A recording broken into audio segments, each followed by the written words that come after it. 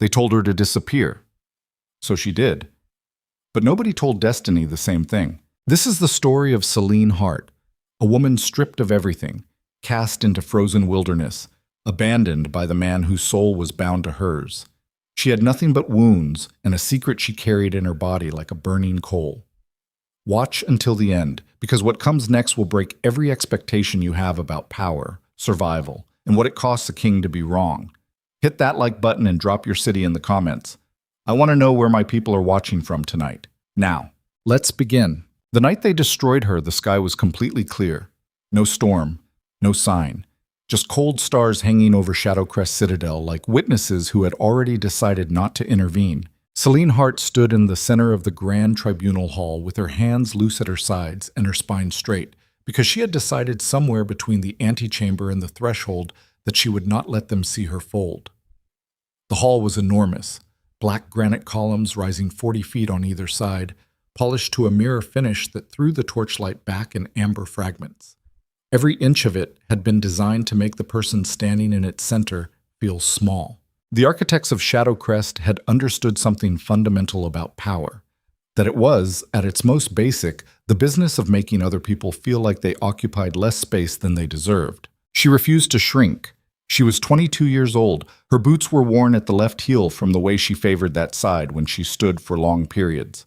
Her healer's coat, plain charcoal wool, no insignia, no decoration, was pressed because she had pressed it herself at 3 a.m, because she had not slept, because the summons had arrived at midnight, and she had spent the hours until dawn trying to prepare for something she fundamentally could not prepare for. You cannot prepare for the moment a person looks at you and decides you are worth less than the problem you represent.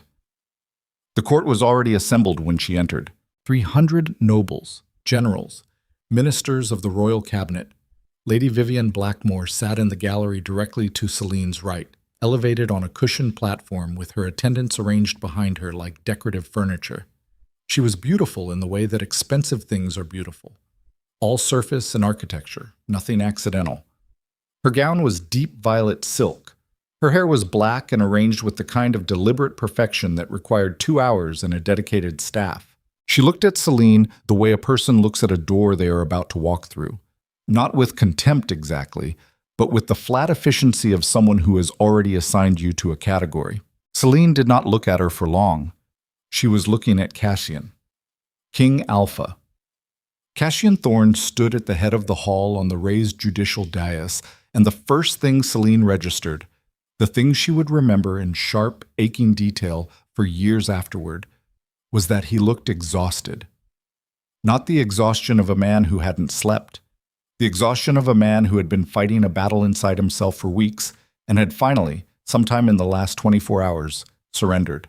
He was 27, 6'4", built like the war he'd grown up in, with broad shoulders that had never quite lost the hunch they'd developed from years of bending over strategy maps. His jaw was too sharp. His eyes were the color of charcoal smudged with gray. Not beautiful eyes, not inviting eyes, but the kind of eyes that cataloged everything they touched and gave nothing back. He wore his crown like it was a weight class he'd trained into. He did not look at her when she entered. That was the first wound. The second was the silence. In a hall of 300 people, no one made a sound. Not because they were disciplined, because they were waiting. The way a crowd waits at an execution, not with cruelty necessarily, but with the particular focused appetite of people who have come to witness something irreversible. Lord Chancellor Drevon stepped forward. He was an old man with the build of a man who had been powerful once, and now wore the memory of it in the set of his shoulders. He unrolled a parchment with the deliberate theater of someone who knew everyone in the room was watching him. Selene Hart, he said. His voice filled the space easily. Born in the border province of Ashfin, licensed healer. No noble title, no registered bloodline. He paused. Let that last clause sit. You have been summoned before the tribunal of the crown to address the matter of the fated mate bond declared by His Majesty King Cassian Thorne during the Festival of Convergence 6 weeks ago. Selene's throat was dry. She swallowed once. I'm here, she said. 2 words. She kept them clean. Drevon looked up from the parchment. His Majesty has a statement. And then Cassian looked at her. She had been waiting for it, braced for it, and it still landed like a fist. Because for 1/2 second, one fraction of a moment that she would spend years trying to decide if she had imagined, something crossed his face that wasn't royal composure, something raw and poorly contained, like a fire glimpsed through a keyhole. And then it was gone, and the king looked out at his court, and he began to speak. The bond declared at the Festival of Convergence was a biological response, Cassian said. His voice was controlled to a degree that required significant machinery beneath the surface. Not a contract, not a declaration of intent. The laws of this empire are clear. The selection of a royal mate is a matter of political stability, noble alliances, and the continuation of a dynasty that has protected this realm for 400 years. He paused. No single biological response overrides that responsibility. The court was absolutely still. Selene's hands were still loose at her sides. She made them stay that way. The mate bond, Cassian continued, is hereby formally renounced under the authority of the crown. Selene Hart will be granted safe passage beyond the northern border of the empire, with provision sufficient for 1 month's travel. Another pause. Lady Vivian Blackmore has agreed to be my queen. The formal engagement will be announced at the next court session. He had not looked at Selene once during the entire statement. Not once. The room exhaled, not in relief exactly, in something more complicated. The collective release of a crowd that has witnessed something it doesn't entirely want to be comfortable with but is not prepared to challenge. Selene stood there for 5 full seconds. She was counting. She did not know why she was counting, except that it gave her something to do with the part of her mind that was trying to tear itself apart. Then she said quietly, "Is that it?" Dravon looked up. A few heads turned. It was not the response anyone had expected. "I beg your pardon," Drevin said. "I asked if that's it." She kept her voice even. Even was all she had. 300 people, the chancellor, the crown, that whole parchment. Is that the entire proceeding? "The king has spoken. I heard what the king said." She turned her head and looked directly at Cassian. He was still facing the court, still not looking at her. "I'm asking if there's anything else. Whether anyone in this hall has a single thing to add that isn't about borders or bloodlines or the next 400 years of political stability." Silence. "Because I have something," Selene said. "Miss Hart." Drevin's voice had an edge in it now. "The proceeding is, I was born in Ashvin." She spoke over him, which was a transgression, and she knew it was a transgression, and she did not stop. "My mother was a midwife. My father fixed cartwheels. When I was 9 years old, there was a fever outbreak along the border, and 3 children on our street died in 8 days, and my mother sat with every one of them and held their mother's hands because that was what she knew how to do. I trained for 6 years. I have healed soldiers from this king's army who came back from the eastern campaigns with wounds that would have killed them in any other care. I have never asked this empire for anything." She paused. The hall was so quiet she could hear the torches. "I'm still not asking. I just want someone to stand in this room and say plainly what this is." She looked at Cassian. He was looking at her now. "This is a king choosing his kingdom over you," she said. Quiet. Direct. Not accusatory, just naming it. "I understand that, I do. But I want him to look at me when he does it. I think the person you're discarding is at least owed your eyes." The silence lasted a long time. Then Cassian said, "The proceeding is concluded." He turned and walked through the door behind the dais. He did not look at her again. She did not cry until she was outside the citadel walls. Not inside. Not in the antechamber, where 2 guards waited to escort her to the provisions office. Not in the corridor, not at the gates, not while she walked across the outer courtyard with her heeler's coat still pressed and her boots still worn at the left heel. Outside. In the dark, with the cold biting at her face and her breath coming in white clouds and nobody watching, she stopped walking and put one hand against the outer wall of the citadel and bent forward at the waist and cried in the way that has nothing to do with sound. The kind that lives entirely in the body, that shakes the rib cage and pulls at the sternum and leaves a person feeling emptied. 3 minutes. She gave herself 3 minutes. Then she straightened, wiped her face with the back of her hand, breathed, and noticed something. She had not eaten in nearly 18 hours, and she was nauseous in a way that wasn't entirely explained by grief, and she was only a few days past the point where she'd expected something to happen that hadn't happened. And she was a healer, and healers recognize certain things with a particular and devastating precision. She stood against the wall of Shadowcrest Citadel in the dark and did the arithmetic and understood what it meant. She stood very still for a long moment. Then she picked up her bag, put one foot in front of the other, walked north. The provisions they gave her were adequate. A horse, elderly but sound, 2 saddlebags, dried meat, hardtack, a blanket, a water skin, basic medical supplies, a document with the crown seal that would permit her passage through the border checkpoints without delay. Whoever had organized it had been efficient about it, and Selene had the bitter thought that the Empire was good at exile the way it was good at everything, with bureaucratic precision and no apparent recognition of the human material it was processing. The first night she camped in a hollow between 2 spruce trees, wrapped in the blanket with her back against the larger trunk and the horse tied nearby, and she did not sleep. She cataloged what she had. She was trained in survival medicine. She could identify edible plants in 4 climate zones. She spoke 2 languages besides her own. She had 12 gold coins sewn into the hem of her coat, a precaution she had taken years ago out of a border province instinct that had nothing to do with foresight and everything to do with the knowledge that things could go wrong without warning. She had survived before. She would survive this. What she turned over in her mind over and over wasn't survival. Survival was a problem with solutions. What she turned over was something harder. The question of how a person calibrates their trust in their own perception after an event that retroactively challenges everything they thought they knew.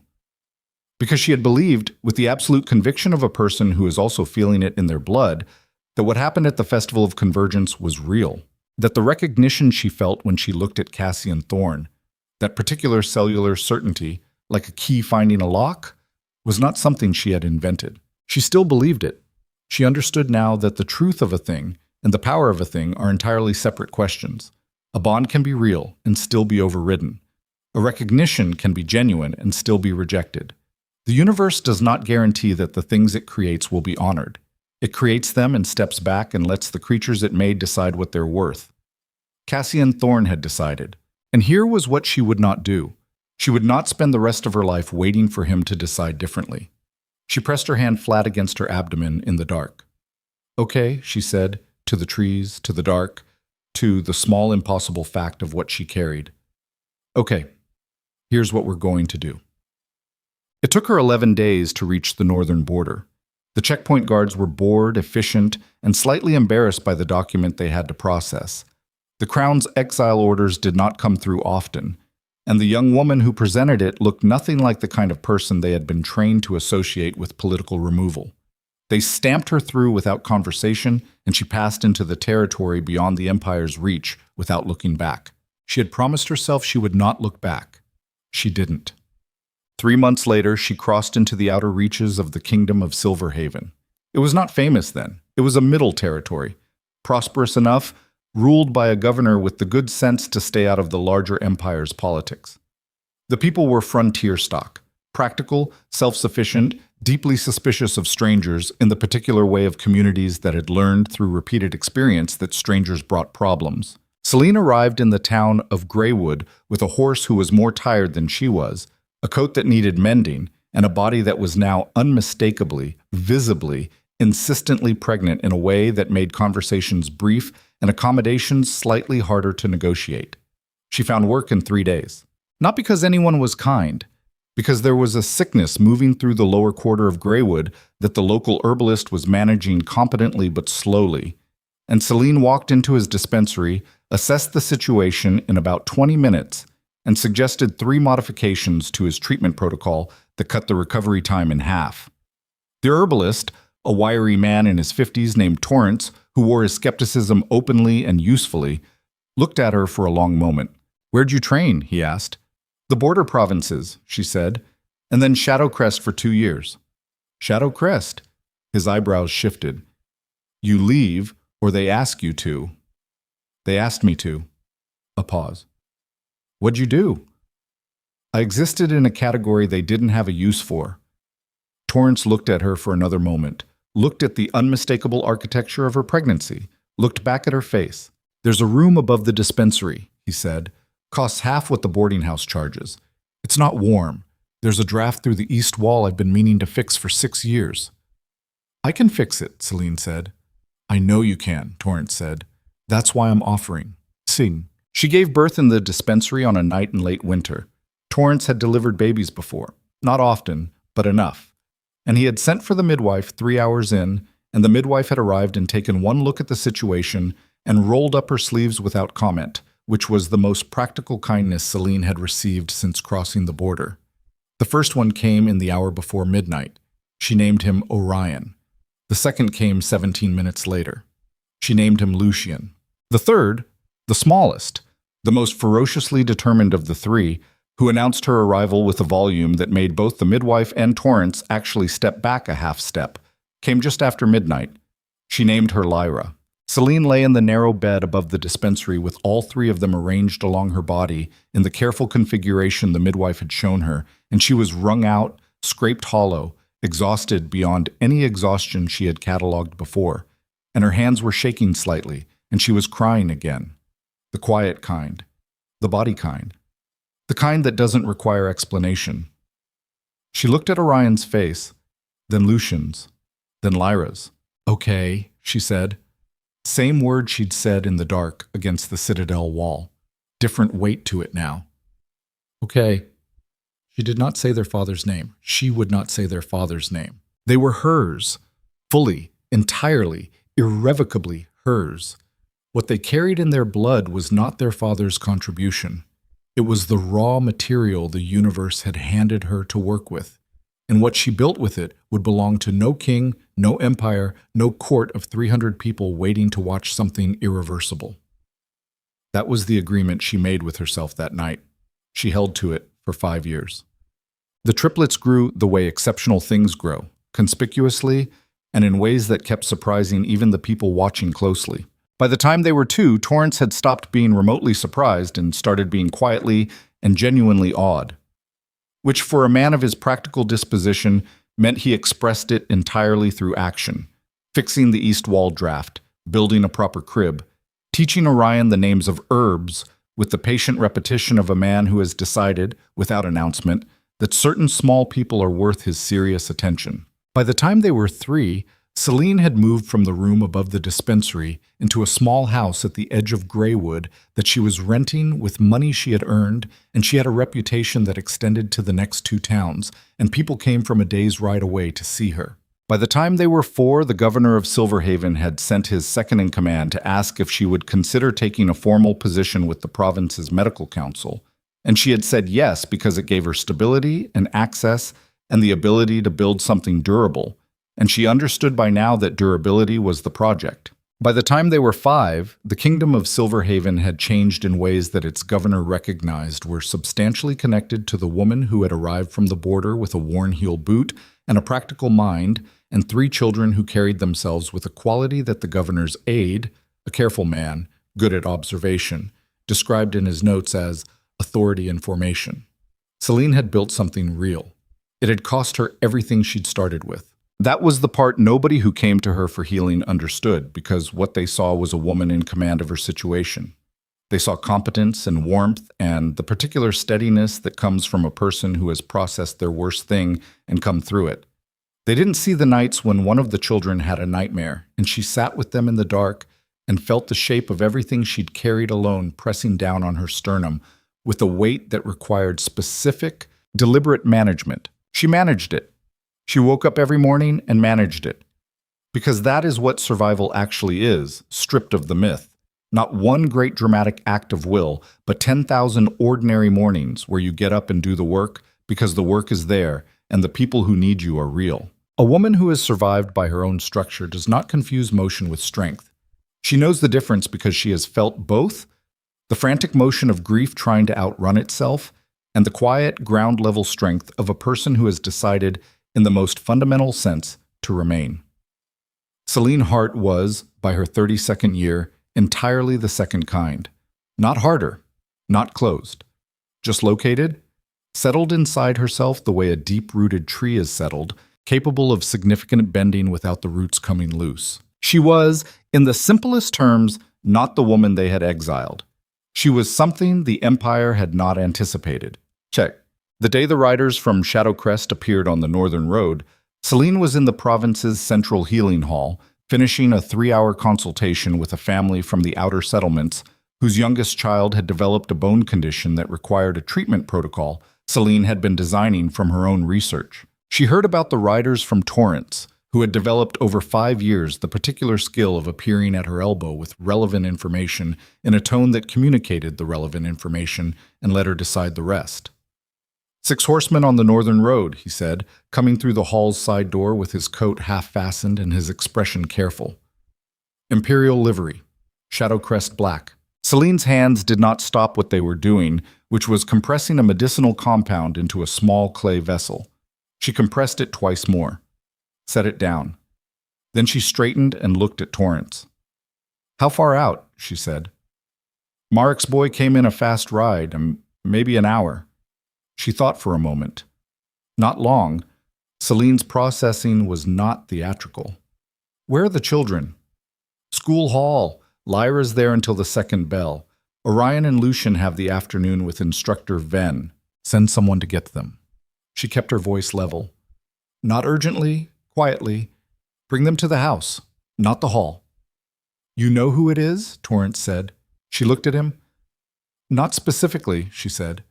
"But I know the Empire, and I know that Shadowcrest doesn't send riders to the north unless something in Shadowcrest is very wrong." The something that was very wrong was not a secret within the Empire. It had been building for 3 years, and the political dispatches that came through Silverhaven's trade routes told the story in pieces. No heir. No pregnancy. Lady Vivian Blackmore, Queen Vivian Thorne by title now, had produced no children in 5 years of marriage.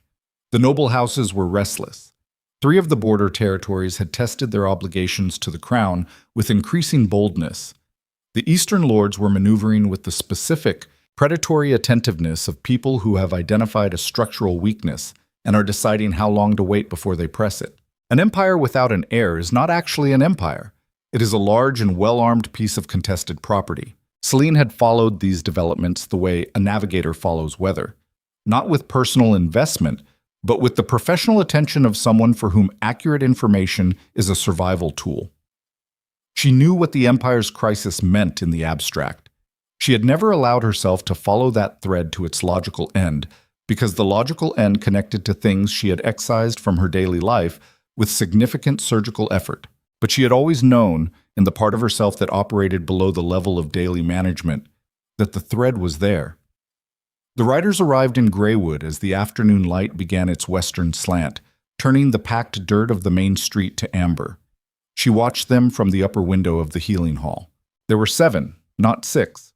One additional rider in the rear guard who kept a slightly greater distance than the others, and whose posture had a particular quality that made her understand, before she could see his face, that he was not a guard. He was the thing the guards were guarding. She made herself stay at the window long enough to be certain. Then she walked downstairs, put on her coat, and went out into the street. The riders had pulled up at the center of the market square, which was the geographical fact of Greywood that announced authority best. Open ground, visible from all directions, a place where arriving with force meant something.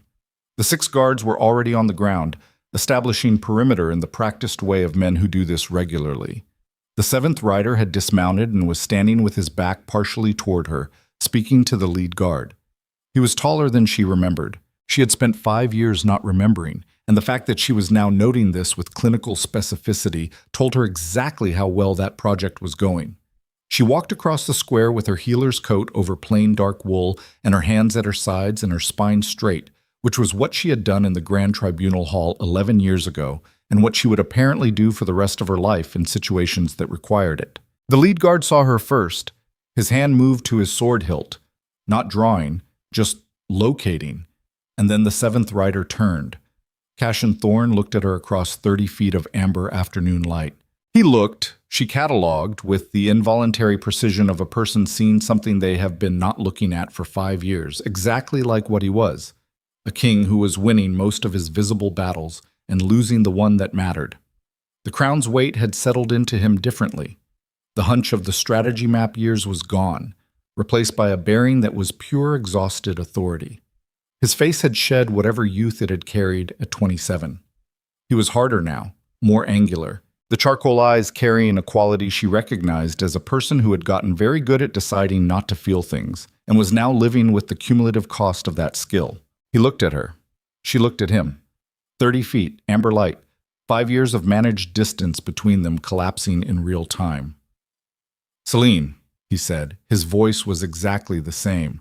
That was the specific cruelty of the moment, that her body recognized his voice with a precision that 5 years of disciplined living had done absolutely nothing to dull. "Your Majesty," she said. Clean, formal. The two words building a wall she intended to maintain. He crossed half the distance between them, stopped. His guard shifted fractionally behind him. "I'm not here officially," he said. "You brought 6 armed guards," she said. "That's official enough. The roads aren't safe. The roads in Silverhaven are some of the safest in the Northern Territories. I helped design the patrol schedule." She let that sit for a moment. "Why are you here, Cassian?" "Not your Majesty now." She hadn't planned to drop it. It happened anyway. Something moved in his face. "There are things happening in the Empire," he said. "Instability. I've been—" He stopped, recalibrated, started again. "I've been told that Silverhaven has become the most stable and prosperous territory in the Northern Reach in the last 3 years, that the governing model here is something the Empire's troubled territories might learn from." He paused. "I came to negotiate an alliance, formally. Trade agreements, medical exchange, shared governance structures." "That's the official reason," Selene said. He looked at her directly. "Yes." "And the unofficial reason." A beat. "I wanted to see how you were," he said. The simple honesty of it landed harder than any formal proceeding. She kept her face even. "I'm well," she said. "Silverhaven has been good to me. I have work I believe in and people I trust." She looked at him steadily. "You could have sent an envoy for the official reason. You didn't need to come yourself." "No," he agreed. "So this is about something else." He opened his mouth and then stopped, because his eyes had moved past her shoulder to the street behind her, and something in his face changed with a violence that was entirely contained but entirely visible to anyone paying attention. Selene turned. Torrance was coming across the square with the 3 of them, Orion, Lucian, and Lyra, released early from instruction, walking in their particular formation that was less a product of training and more a product of 5 years of being 3 people who were also, in some fundamental sense, one unit. Orion was in front, which was where Orion usually was. Not because anyone told him to lead, but because he oriented toward front without apparent thought. Lucian walked at his left shoulder, slightly quieter, the one who watched the space around them rather than the path ahead. Lyra was at Orion's right, already looking at the square, already processing, already, and this was the quality that made grown adults step back when they first encountered it, already thinking 3 moves ahead. They were 5 years old. They looked exactly like what they were. Orion had Cassian's eyes. Lucian had Cassian's aura, that particular alpha weight that Selene had no other word for, the quality that made a room aware of a person before the person had done anything, that low-frequency broadcast of consequence. Lyra had Cassian's jaw and the sharp, systematic intelligence of a line that had ruled an empire for 400 years. Selene watched Cassian look at them. She watched the recognition hit him. She had imagined this moment many times in the first year. Imagined it with anger, with grief, with the elaborate and ultimately exhausting scenarios that a wronged person constructs in the dark. She had stopped imagining it somewhere in year 2, when she'd realized the imagining was taking something from her that she needed for the actual work of living. But she had never been able to stop understanding that it was possible, that someday, in some form, this specific moment might occur, that the universe, which had demonstrated no particular interest in protecting her from difficulty, also operated without a clear mechanism for keeping parallel facts permanently separate. The 3 children crossed the square toward their mother. The most powerful Alpha King in the realm stood 7 feet away and went completely still. Orion reached Selene first. He put one hand on her arm, a 5-year-old's gesture, unconsciously checking that she was present and intact. and then turned his attention to the men in the square with the frank, assessing directness that made his mother's chest ache with recognition. He looked at Cassian. Children that age do not mask their recognition. Orion looked at Cassian Thorne the way you look at someone you have seen before in a different form, in a story, in a reflection, in the particular quality of your own face in still water. "Mom," he said, in the clear, practical voice of a child who is processing new information, "who is that?" The silence in the square had a quality that was distinct from ordinary silence. Selene did not look at Cassian. She looked at her son. She took one breath. "That," she said carefully, "is a guest who needs a place to stay tonight." She heard Cassian exhale behind her. She heard, and this was what hit her with a force she had not fully prepared for even knowing it was coming. She heard his exhale catch, break, reform. The sound a man makes when he encounters something so far outside the range of what he thought he was walking into that his body registers it before his mind does. She heard the king of Shadowcrest understand, standing in an amber afternoon in a provincial square, what 5 years of bad choices cost. She kept her eyes on her children. "Come on," she said steadily. "All of you, inside." She walked toward the house without looking back. Behind her, the sound of boots on packed dirt told her that Cassian was following. And behind that, behind the sound of everything this moment was about to become, there was another sound, the sound of a rider, coming fast from the southern road. One of Cassian's outriders, who had ridden ahead of the main party, now returning at a pace that meant only one thing: urgent news, the kind that doesn't wait. The outrider pulled up hard in the center of the square, and his horse's breathing was ragged, and his face was white, and he looked at the king and then at the sealed document in his hand, and he said, with the particular toneless precision of a soldier delivering something he wishes he didn't have to deliver, "Your Majesty, from Lord Chancellor Dravon, Shadowcrest Citadel is under assault. Lady Vivian has opened the gates." The outrider's horse was still blowing hard when Cassian crossed the square in 4 strides and took the sealed document from the man's hand. He broke the seal. Read. His face did not change. That was the thing about a king who had ruled through crisis for a decade. The face became a separate instrument, something maintained independently of the interior, like a mask that had been worn so long it had partly fused to the skin. Selene watched him from 6 feet away and read him anyway, because she had always been able to read him, because that particular skill had been the source of both her deepest connection to him and the most devastating moment of her life. And apparently 5 years had done nothing to dull it. His jaw tightened once. The charcoal eyes moved left, then right, processing. Then he folded the document with precise, deliberate movements and turned to his lead guard. "Get the horses watered and rested," he said. "We don't move until I say." The guard hesitated. "Your Majesty, the Chancellor's instruction." "I heard the Chancellor's instruction." Cassian's voice was flat, not loud. The particular quiet of a man who has not raised his voice in so long that he no longer needs to. "The horses rest. I'll advise you when we move." The guard stepped back. Cassian turned to Selene. She looked at him steadily. Behind her, Torrance had gathered the 3 children with the practiced efficiency of a man who understood without being told that the next conversation was not one for small ears. He had a hand on Orion's shoulder and was already redirecting them toward the dispensary with a murmured comment about checking on the evening's herb preparations, a fiction Orion was clearly not entirely buying, but he went, because Orion was 5 years old and exceptionally perceptive, and also because he trusted Torrance, and that trust was the result of 5 years of Torrance being reliably present in ways that mattered. Lyra looked back once before she went through the dispensary door. She looked at Cassian. Then she looked at her mother. Then she went inside. Selene filed that look away for later.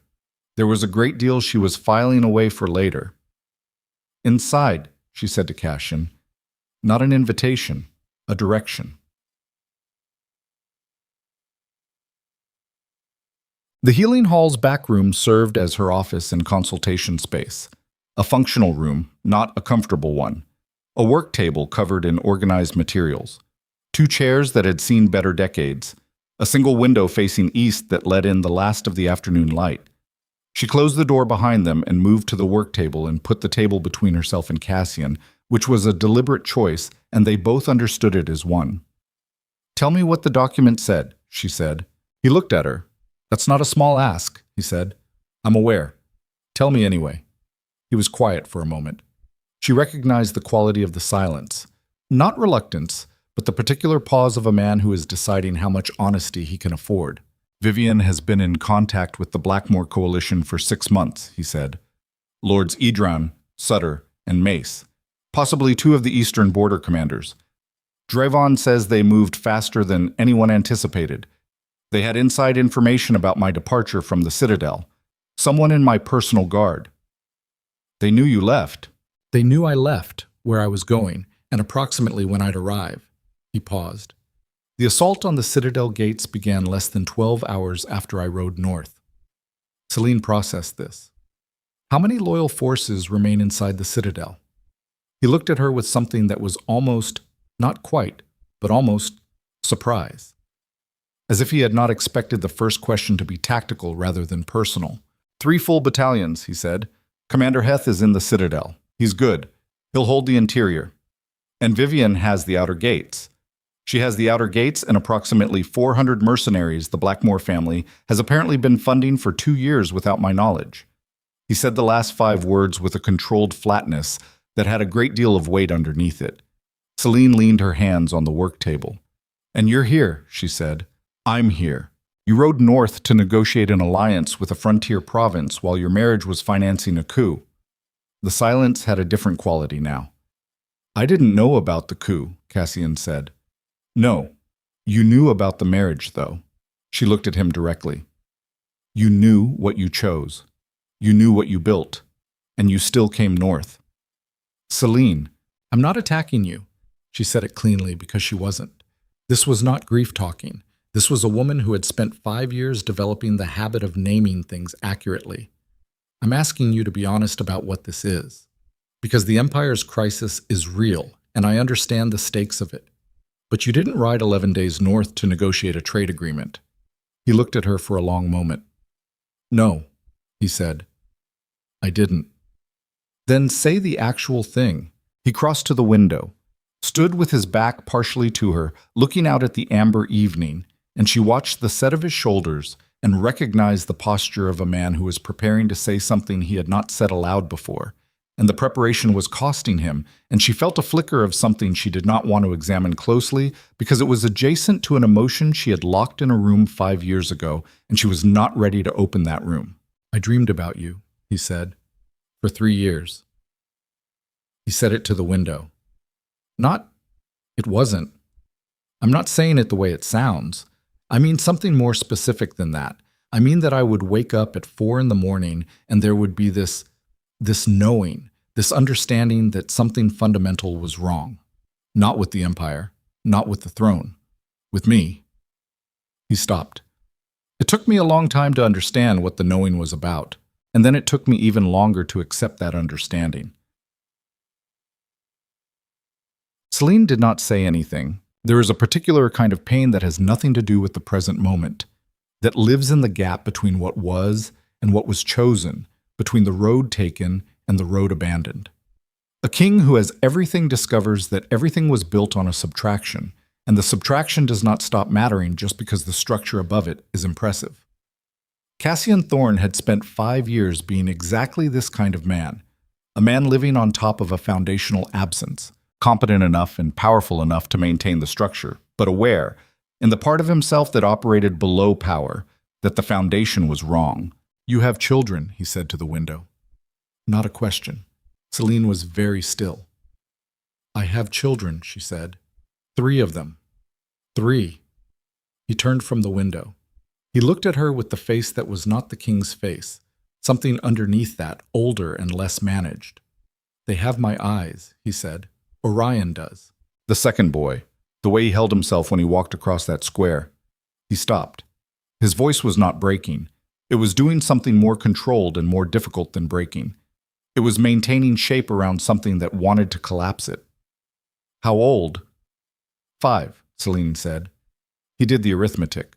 She watched him do it, watched the result land. You knew, he said, when they exiled you. I suspected. I knew for certain 3 days north of the border. And you didn't. He stopped. Send word? She looked at him steadily. To who, Cassian? To the king who had just formally renounced our bond in front of his entire court and announced his engagement to another woman. With what message? My mistake? I'm carrying the heirs you just publicly decided you didn't need? She paused. What exactly did you imagine I would say? I don't know. His voice was low. I don't know what I imagined. I don't know what I would have done. I do, she said. Not cruel, just accurate. You would have done what was politically necessary, because that's what you were doing. That's what the whole proceeding was, political necessity.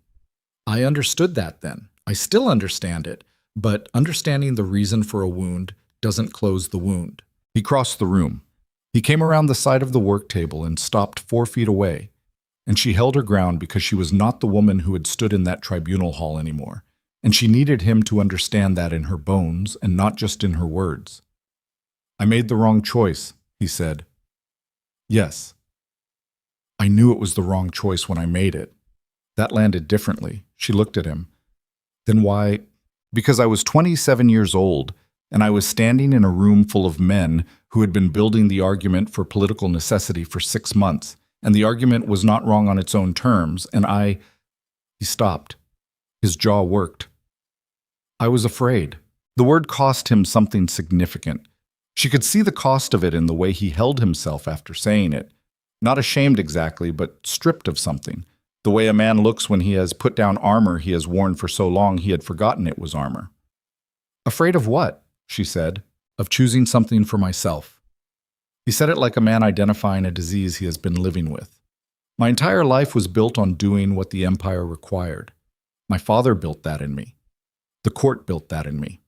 Every decision I made from the time I was 12 years old was filtered through what the empire needed from me, what the bloodline required, what the 400 years of this dynasty demanded. And then the bond happened, and it was the first thing in my life that was entirely mine, that had nothing to do with what was required, and he exhaled. I didn't know what to do with something that was only mine. Selene stood on the other side of that silence for a long moment. Here was the truth that she had worked very hard not to let herself see, because seeing it made the grief more complicated. And complicated grief is harder to live with than clean grief. He was not a monster. He had never been a monster.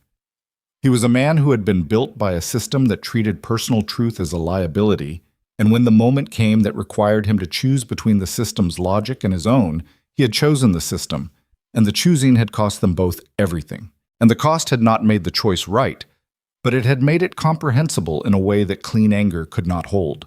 Understanding the architecture of someone's failure does not obligate you to absorb its consequences. She had learned that in year 2, and she held it now like a tool. Cassian, she said, your children are in the next building. Your empire is being held by a woman you married for political necessity who has apparently decided that if she can't secure the succession, she will burn the entire structure down. She paused. What do you need right now? He blinked. Something shifted in his face. I need to get back to Shadowcrest, he said. I need my guard fully rested and resupplied. He stopped. What? He looked at her with the full weight of everything this moment contained and said the thing he had not planned to say, the thing that had ridden 11 days north with him beneath every official reason he had constructed.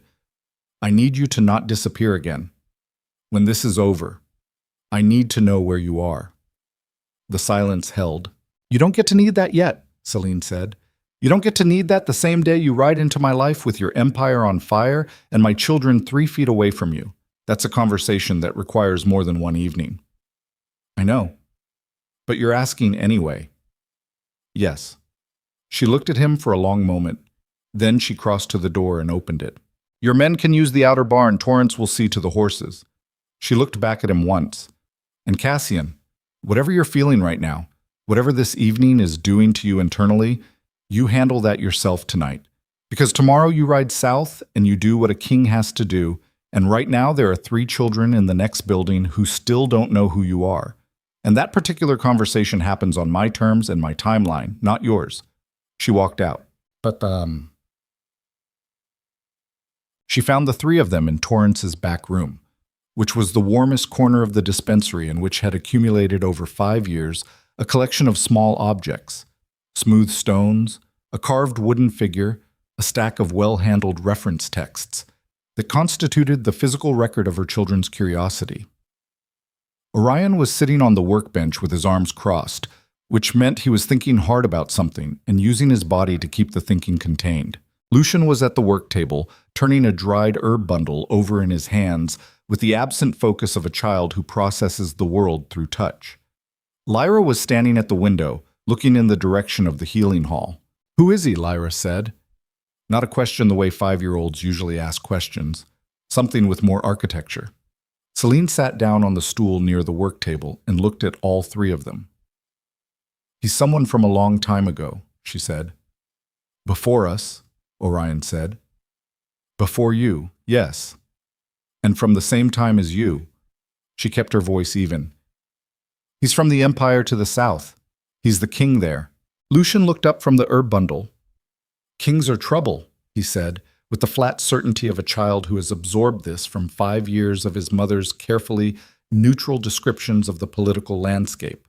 Selene felt the specific kind of laughter that lives just below grief. She managed it. "Sometimes," she said.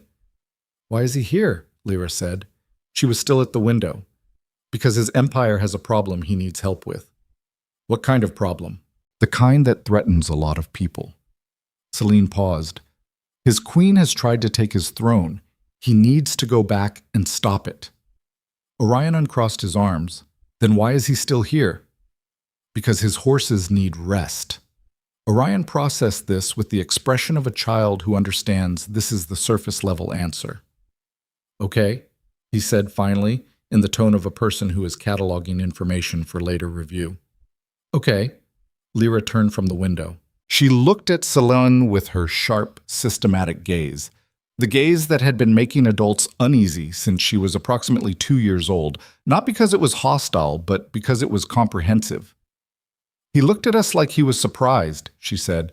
"Not regular surprised, the kind of surprise that's also something else." Selene looked at her daughter. "Yes," she said. "He was."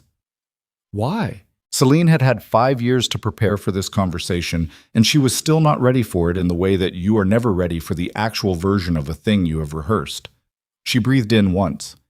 "Because he didn't know about you," she said. "Until today." The room was very quiet. Lucian set down the herb bundle. Orion's jaw tightened in a way that was so familiar it hurt. Lyra looked at her mother for a long, still moment and said, with a precision that Selene would think about for years, "Was that your choice or his?" "Or both," Selene said, "in different ways. I'll explain all of it to you when you're older. Not because you can't understand it now, but because it's a long story and it deserves more than one night." She looked at all three of them. "What I can tell you right now is that nothing about your life changes because of who walked into this square today. You are mine. This is your home.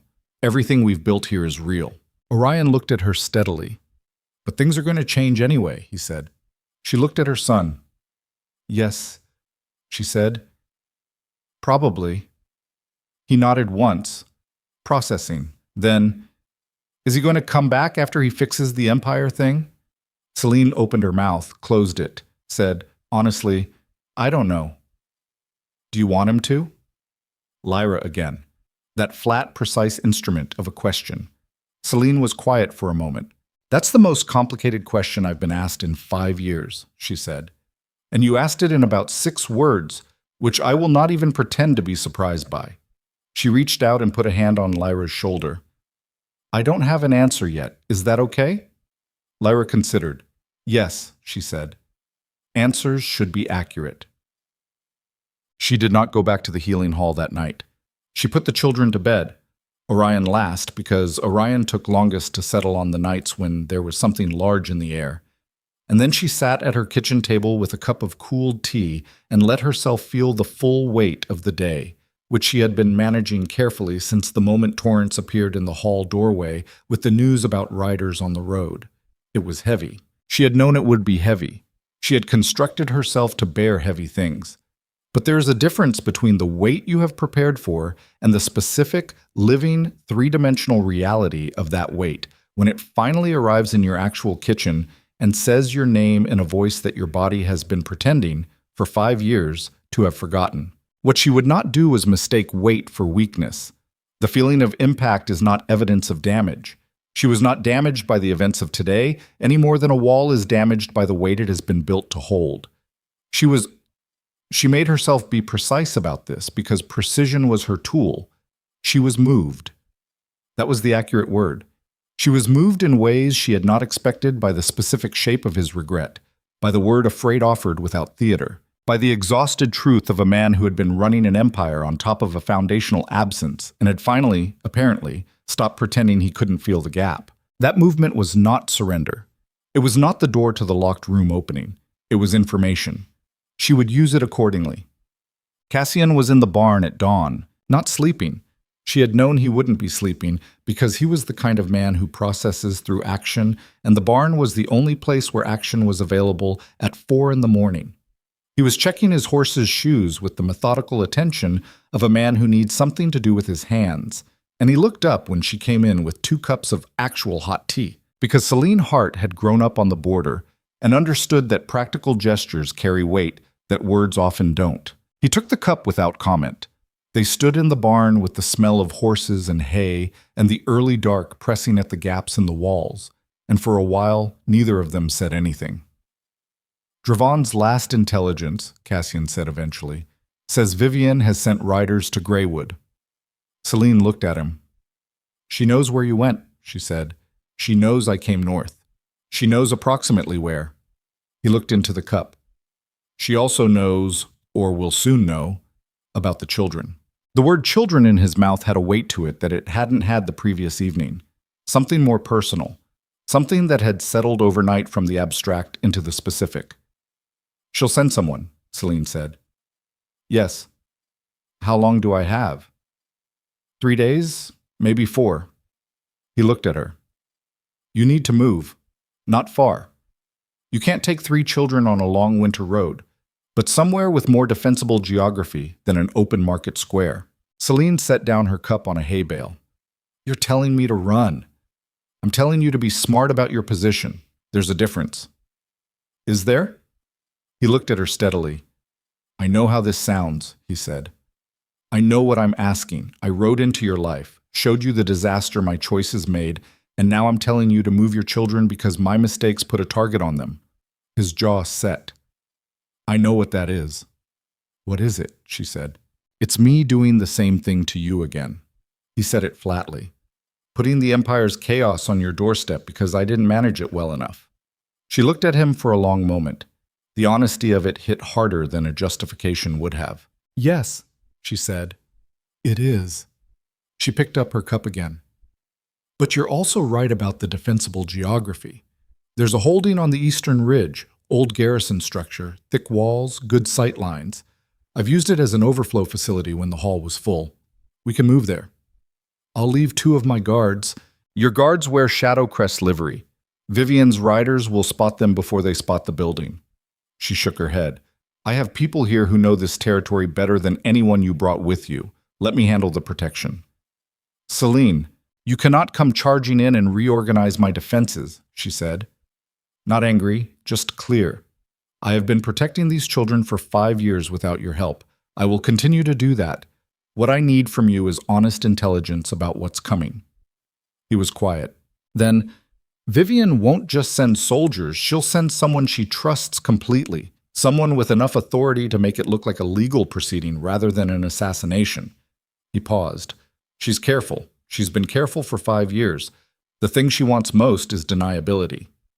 So she'll frame it as a royal matter. Illegitimate claimants to the throne. Unauthorized claimants of noble bloodline. Something like that. Selene understood the architecture of this precisely.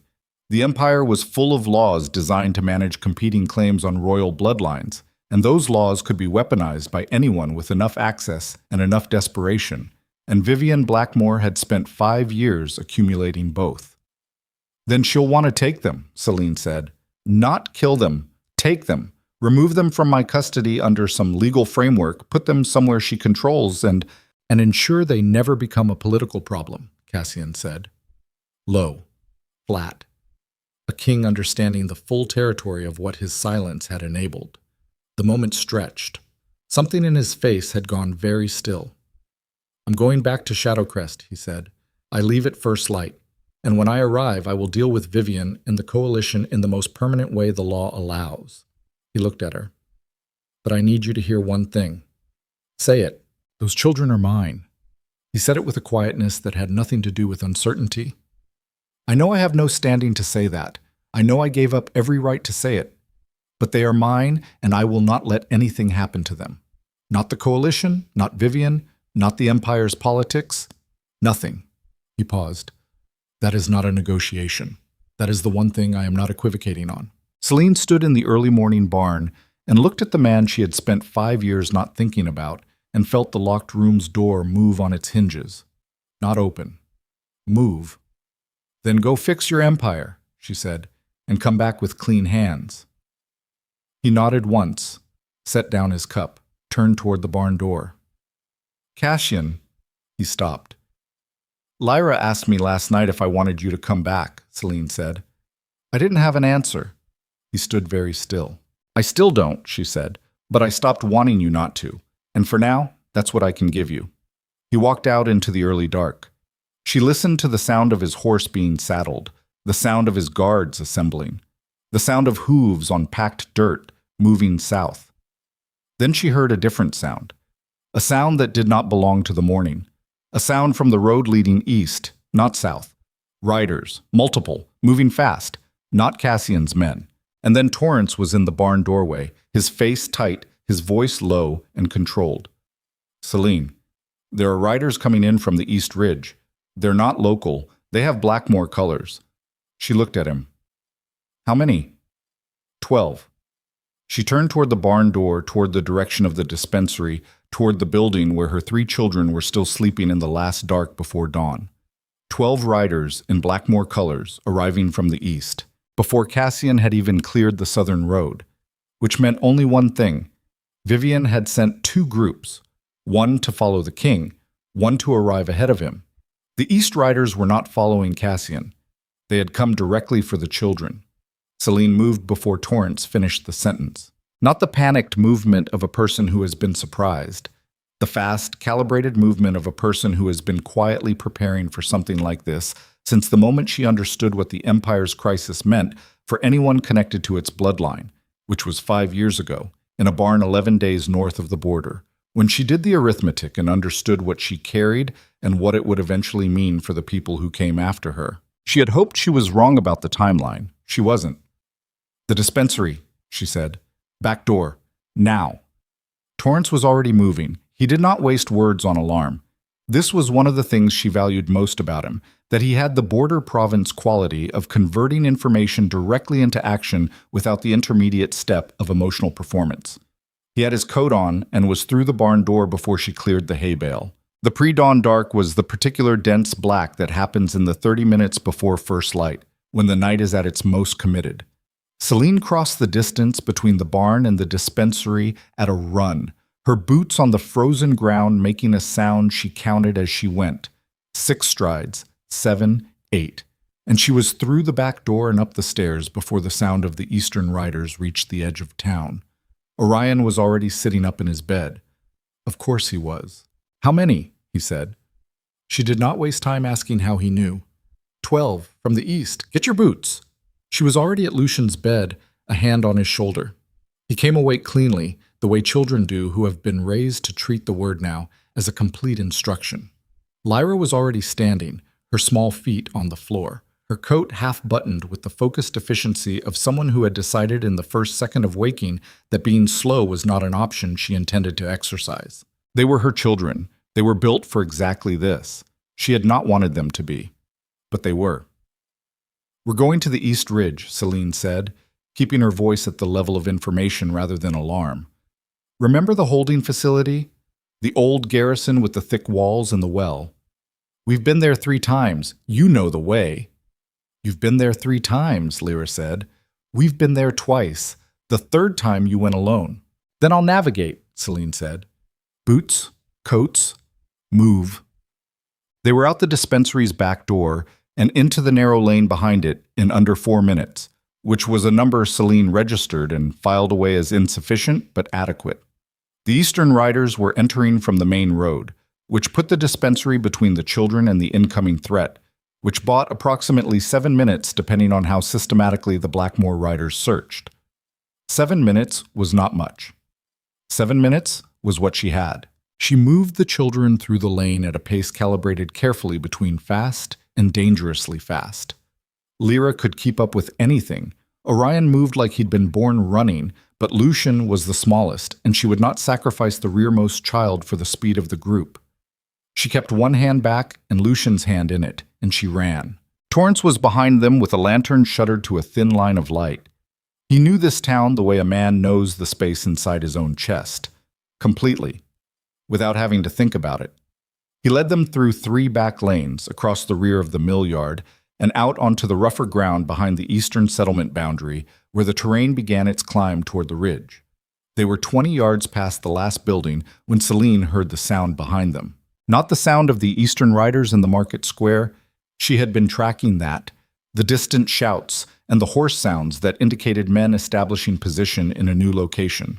This was a different sound, closer, one rider, moving quietly, which was worse than moving loudly, because a man who is moving quietly in the dark has already chosen the precise version of what he intends to do. She stopped. "Keep moving," she said to Torrance, and her voice was flat and absolute. "Ridge Garrison, take them." "Selene, take them." He looked at her for 1 second, then he took Lucian's hand and moved. She turned around. The rider came out of the shadow between 2 buildings and pulled up 10 feet away, and she recognized him in the thin early dark, not by his face, but by the way he sat a horse. The left shoulder slightly lower, the particular economy of movement of a man who had been trained in the Eastern Cavalry School. She had treated 24 men from that school during the campaigns. She knew their physical vocabulary. She did not know this man's name. He knew hers.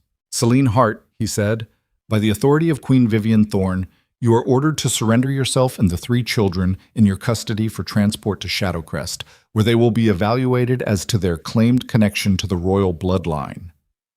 Evaluated. The word was a legal instrument and a threat dressed as a legal instrument, which was the specific kind of language that empires had developed over centuries for the purpose of making violence look like process. "The children are in my legal custody," Selene said. "I am a registered healer and licensed practitioner of this province with full standing under Silverhaven's governance charter. You have no jurisdictional authority here. The Queen's authority supersedes provincial bars in Yichol. The Queen's authority derives from the King," Selene said. "And the King's authority in this province is a matter of treaty, not conquest. Your Queen would know that if she had bothered to read the border agreements rather than simply assume they don't apply to her."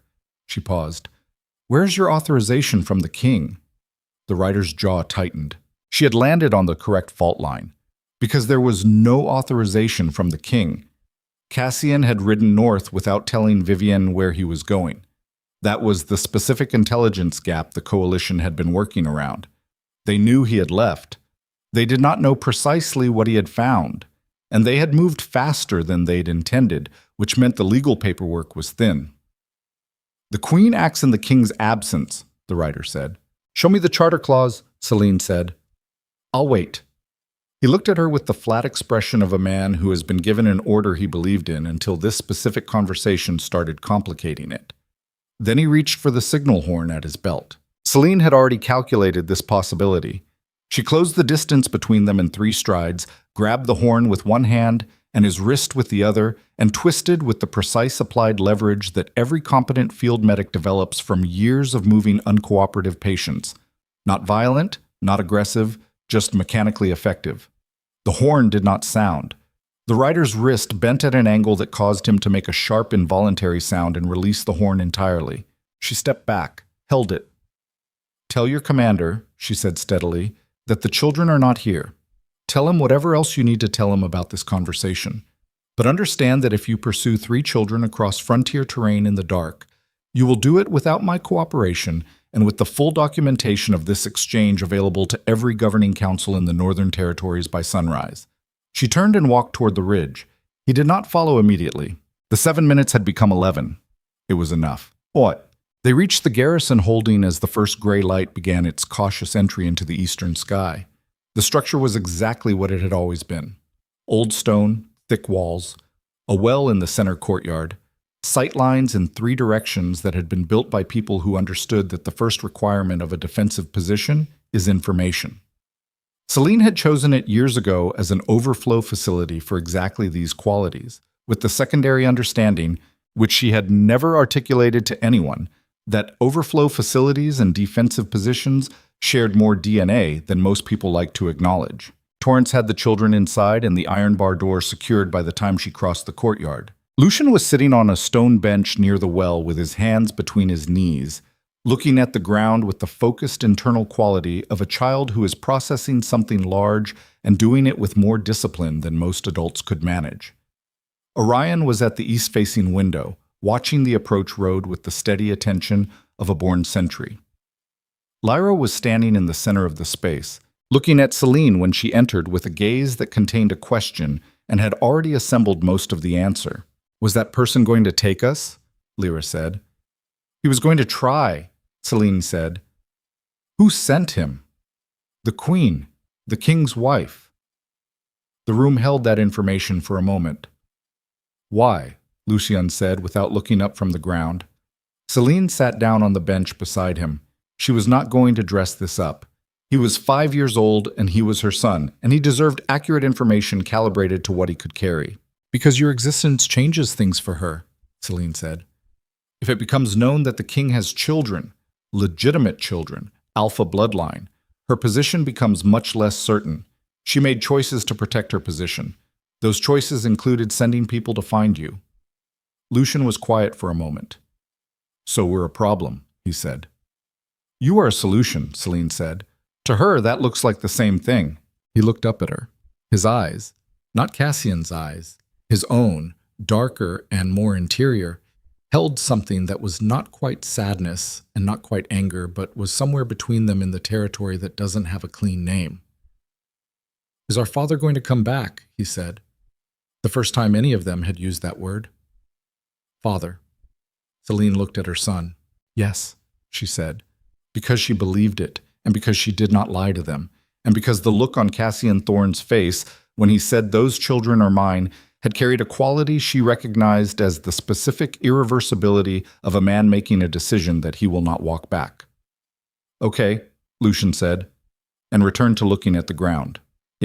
The news arrived with one of Torrance's people at mid-morning, and it was not the news Selene had been expecting, which was the specific quality of news that hits hardest.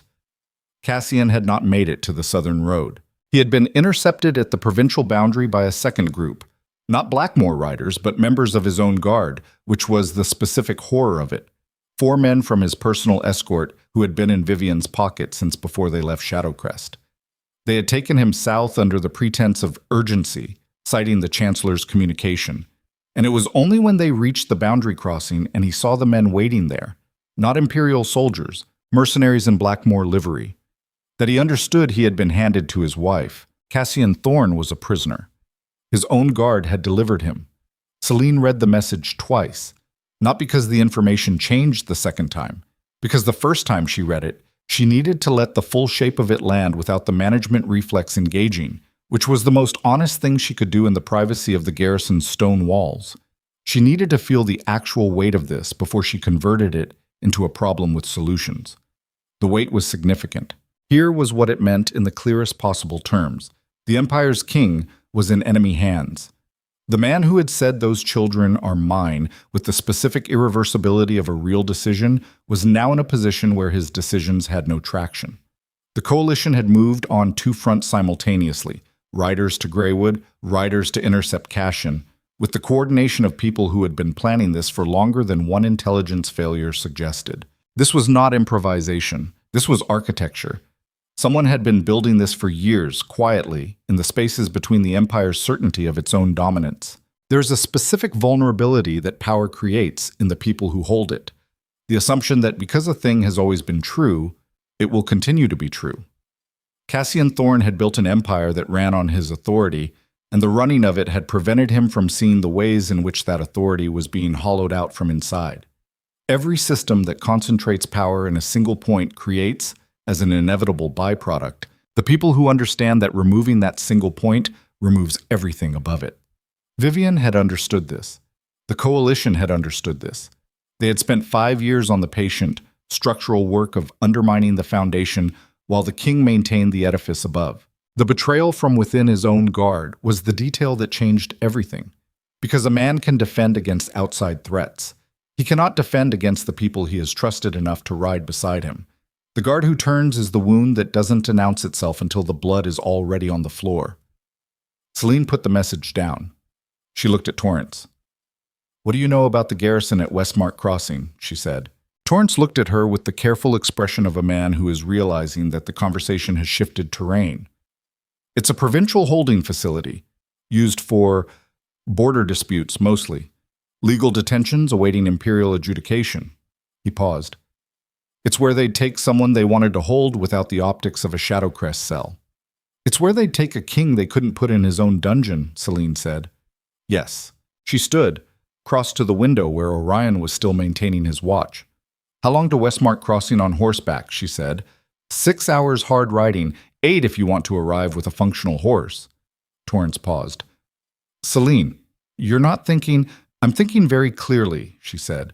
"That's the problem." She was thinking that the Empire's stability, the stability of the institution that 3 people sleeping fitfully on stone benches in a frontier garrison were about to become part of, whether any of them wanted it or not, depended on the king's freedom. She was thinking that the coalition's plan required Cassian contained, the children contained, and Vivian in control of the succession narrative long enough to make it legal. She was thinking that the gap between contained and permanent was, in the Empire's political tradition, approximately 2 weeks of administrative processing. 2 weeks. She was thinking that she had no army, no official standing, no political authority, and the specific, hard-edged competence of a woman who had survived the northern frontier for 5 years on her own structural integrity. She was thinking that the locked room's door was not just moving on its hinges anymore. She was thinking that the question was no longer whether she opened it. The question was what she picked up when she walked through. She left Torrance with the children and explicit instructions and a list of contact names in the province who could be trusted, and she took the fastest horse from the garrison's small stable and rode south.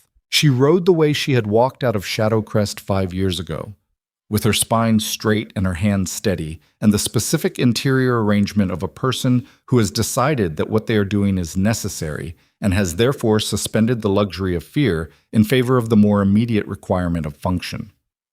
The betrayal had changed the calculus, but it had also clarified it.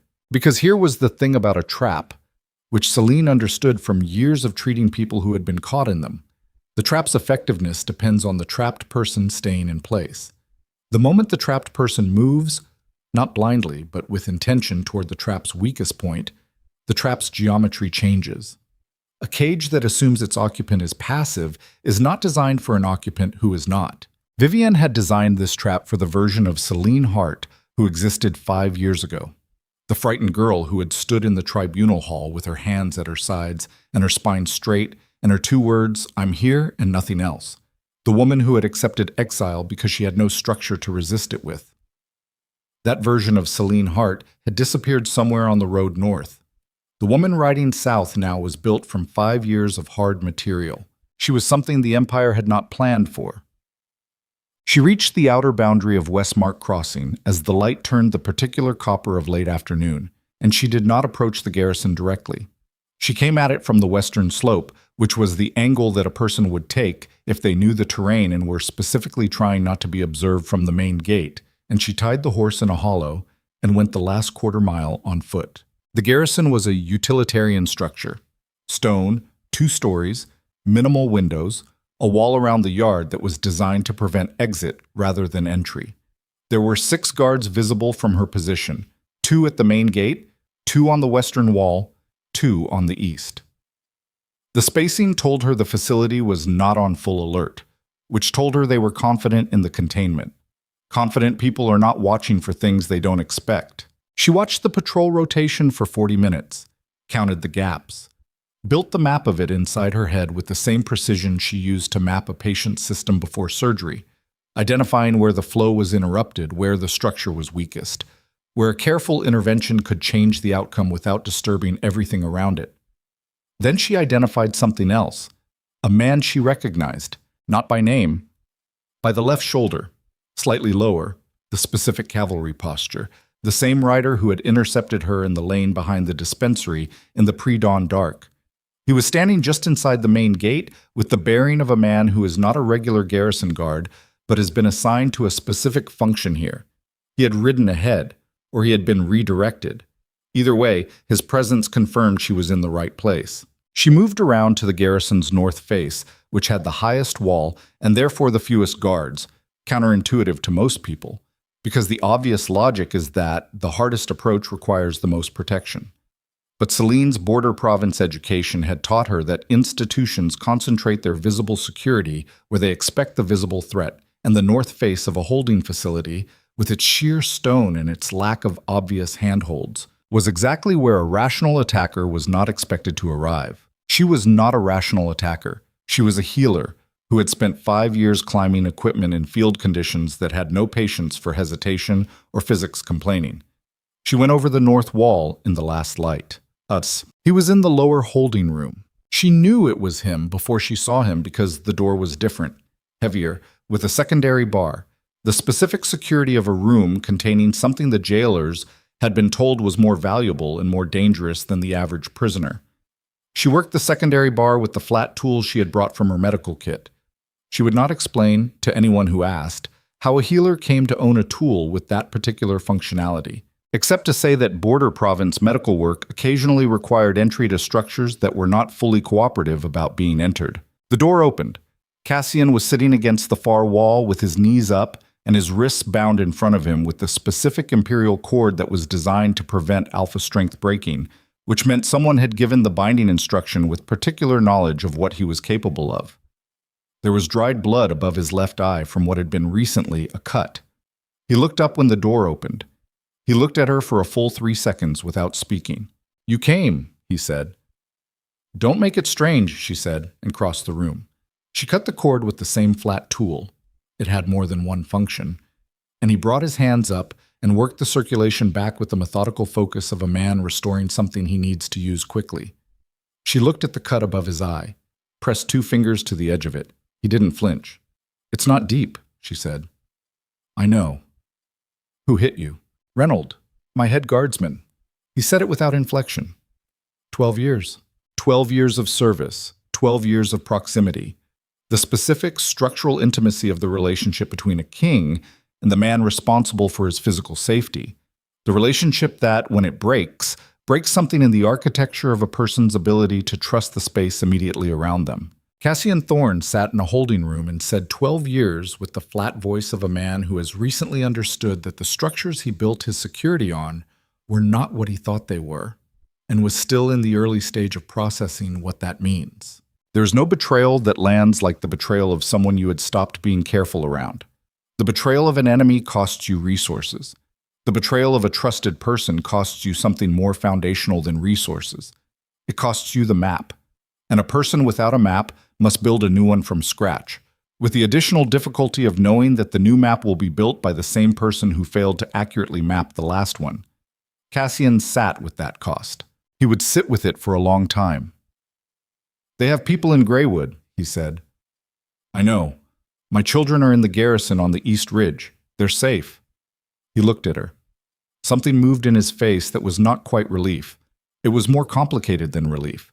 Something that contained relief and guilt and the specific weight of a man who understands that his choices put 3 people into a situation requiring the word safe to be applied to them in the first place. "We need to move," Selene said. "The north wall rotation has a 7-minute gap. We have—" She looked at the window's light. Approximately 30 minutes before the late shift changes and the gap closes. He stood. He was steadier than she expected, given the hands, given the head.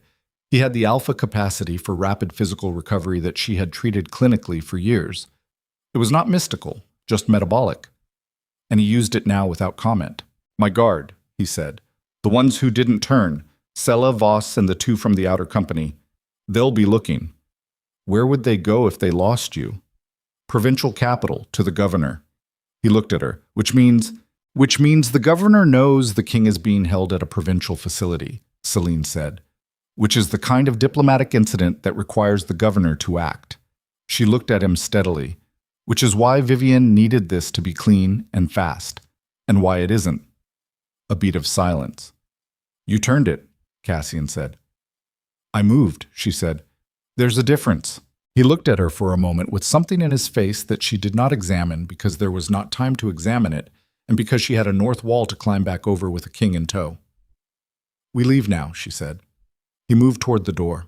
She was right behind him, and they were halfway through it when she heard the sound from the corridor, not the regular footstep of a guard on patrol, but the specific sound of a large number of people moving with coordinated purpose, which was the sound that precedes either a rescue or a very organized termination of the current situation. The door at the end of the corridor opened. 8 men, 4 in Imperial livery, 4 in the Blackmore colors.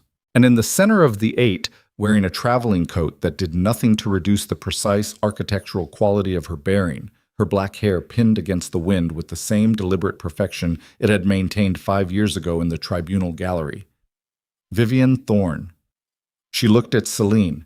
She looked at Cassian standing beside Selene. She looked at the cut cord on the floor of the holding room. Her face was composed in the way that a person's face is composed when they have prepared for multiple outcomes and have just identified which one they are inside. Well, she said. Her voice was exactly as Selene would have constructed it from the available evidence, precise, controlled, carrying the particular register of a woman who has spent a lifetime using that voice as its own kind of weapon. I see the healer has been busy. She looked at Cassian directly. I had hoped, she said, that you would understand what this is, what I'm offering. A clean resolution. The children neutralized before they become a political catastrophe. Your name intact, your throne intact. She paused. Instead, you let her walk you out of a holding cell like a man who has forgotten what he is. Cassian said nothing. She has done this to you, Vivian said. She walked back into your life after 5 years, and in less than 48 hours, you are standing in a holding facility corridor with cut bonds and a bleeding eye, and you are looking at her like she is the one who knows the way forward. Her voice had not risen. It was, if anything, quieter. That is not strength. That is a man who has found a wound he cannot stop pressing on. The corridor held that for a moment. Then Cassian said, Take your men and go back to Shadowcrest, Vivian. Or I will deal with the coalition, the Blackmore contracts, and the 6 months of subversion in my own guard in a courtroom rather than in private. And you will discover that there is a significant difference between a political resolution and a legal one. Her eyes moved to Selene. Something passed through them that was not quite fear and not quite admiration, and was somewhere between them in the specific territory of a person who has just identified the thing they underestimated. You should have stayed north, she said to Selene. You shouldn't have sent riders to my children, Selene said. The corridor held the weight of every choice that had preceded this moment. 5 years of them, compressing into this stone passage with its inadequate torchlight and its 8 armed men and its 2 women on opposite sides of a king who was finally, at considerable cost, learning what he should have known at 27. Vivian made a small, precise gesture with her left hand. The 4 mercenaries moved forward, and Cassian Thorne, in the corridor of a provincial holding facility with dried blood above his eye and no weapons and his hand still raw from the cord, made the choice that he should have made 11 years ago in a hall of 300 people. He moved in front of Selene, not behind her, not beside her, in front.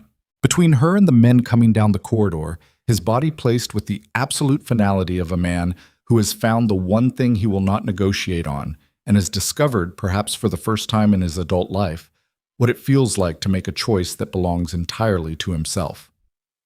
The mercenaries stopped. Nobody in that corridor moved. In the stillness, from somewhere above, from the garrison's upper level, from the direction of the main gate, came the sound of a large number of people arriving with significant urgency, and then voices, and then the specific, carrying authority of a man announcing himself with imperial credentials, the governor's men, arriving exactly in time to witness a queen's mercenaries facing down a king who was bleeding and unarmed and absolutely immovable. The trap's geometry had changed. But Selene, standing behind Cassian's shoulder in that corridor, understood something that the changed geometry had not yet resolved. The children were still on the ridge. Vivian's riders were still in the north. And the woman in the traveling coat, whose face had just shifted from composed to something more dangerous than composed, was not finished. A cornered strategist does not surrender. She recalculates, and Selene could see, in the flat, assessing stillness of Vivian's eyes, the recalculation happening in real time. The governor's men came through the main gate in a column of 20, and the sound of them in the garrison yard was the sound of a situation changing shape in real time. Boots on stone, the creak of armor, the particular dense authority of organized force arriving with a document and a mandate, and the institutional weight of a provincial government that had just been informed by 3 of the king's loyal guard that the empire's sovereign was being held without authorization on its territory. Vivian heard them. She did not move. This was the specific quality of her that Selene recognized now with a clarity that 5 years of distance had actually sharpened rather than dulled. The absolute refusal to register external pressure in her face or body. A woman who had grown up in the Blackmore house had grown up understanding that the first person to show reaction had already surrendered something, and Vivian had internalized this so completely that her composure was no longer performance. It was structure. It was load-bearing, but structure can be read. And what Selene read, in the 4 seconds between the sound of the governor's men and Vivian's next movement, was this. The recalculation was complete. The public play was over. The legal architecture had collapsed the moment 20 provincial soldiers walked into the yard with imperial credentials and witnessed a queen's mercenaries standing in a corridor with a king they had been holding under false authority. That particular battle was lost before it was fought, and Vivian Blackmore had not survived the Empire's court for 15 years by fighting battles she had already lost. She made the small gesture again with her left hand. This time it was different. Not forward, but sideways, which was a signal, and the 4 mercenaries read it and stepped back, creating a gap in the corridor that was technically a passage and actually an exit strategy. Vivian looked at Cassian. "We will conclude this in Shadowcrest," she said, "in the appropriate forum." She paused. "Under the appropriate laws." She walked out. Her men followed. They were through the garrison's side door and into the yard's shadow, before the governor's captain reached the corridor, and Selene watched them go with the specific attentiveness of a person who understands that a retreating opponent and a defeated opponent are entirely different categories. Vivian was not defeated. She was repositioning. The distinction mattered enormously. "Your Majesty." The governor's captain, a solid man in his 40s with the bearing of someone who had spent his career dealing with situations that required him to be both decisive and careful, stopped at the corridor threshold and took in the scene with the systematic scan of a trained officer. King, cut cord on the floor, blood above the eye. Healer. He arrived at an assessment efficiently. "Are you injured?" "Functional," Cassian said. "The Queen, I saw which direction she went." Cassian moved past the captain into the corridor, and his stride had recovered the quality it had in the Greywood Square. The bearing of a man who operates from authority so deep in his system that even a holding cell can't fully strip it out. "Get me a horse and a message to Commander Heth at Shadowcrest. Tell him I'm coming back and I'm coming back loud." The captain moved. Cassian turned to Selene. In the corridor's torchlight, with the cut above his eye and his hand still marked from the cord, he looked like what he was, a man who had just survived a betrayal that should have ended him, on the strength of a combination of his own will and a woman he had exiled arriving through a north wall with a flat tool and the specific competence of someone who had been building her own survival infrastructure for 5 years without him. He looked at her for a moment. "The children," he said. "East Ridge Garrison. Torrance has them. They're safe." She paused. "But Vivian still has riders in the north. She repositioned here when the garrison play failed. Her riders didn't necessarily get the recall signal." "How many did you say were in Greywood?" 12 came in. I neutralized one conversation, took his horn, but the other 11 are still operating on the original order," Cassian said. He said it with the flat, forward-moving quality of a man converting information into action, and Selene felt the specific and complicated sensation of watching someone she had spent 5 years being angry at demonstrate, in real time, exactly the quality that had made her trust him in the first place. Not the crown, not the authority, but the mind. The way it moved through a crisis without drama, assembling the pieces with the directed efficiency of a person who has decided that feeling things is something to be done after the work is done. She had loved that quality. She had also, she understood now, been failed by it.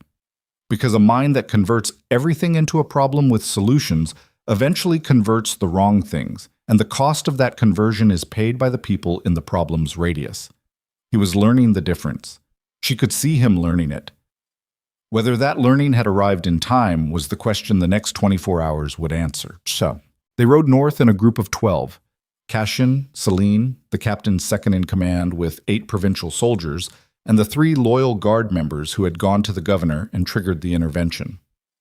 The road back to Greywood in the dark was not the same road Selene had taken south. They came back faster, with torches, with the organized noise of people who are done with discretion because discretion has been used against them, and it is now time for the different instrument. Selene rode beside Cassian, and they did not talk much, which was not tension. It was the shared silence of 2 people who have a lot to say and understand that the timing of saying it matters. And this was not the time. The road was the time. The work was the time. She was aware of him beside her in the way she had been aware of him in the barn at dawn. That cellular recognition that 5 years of managed distance had not disassembled. It was simply there, the way gravity is simply there. Not dramatic, not optional, a feature of the landscape that required no announcement. She did not examine it. She rode.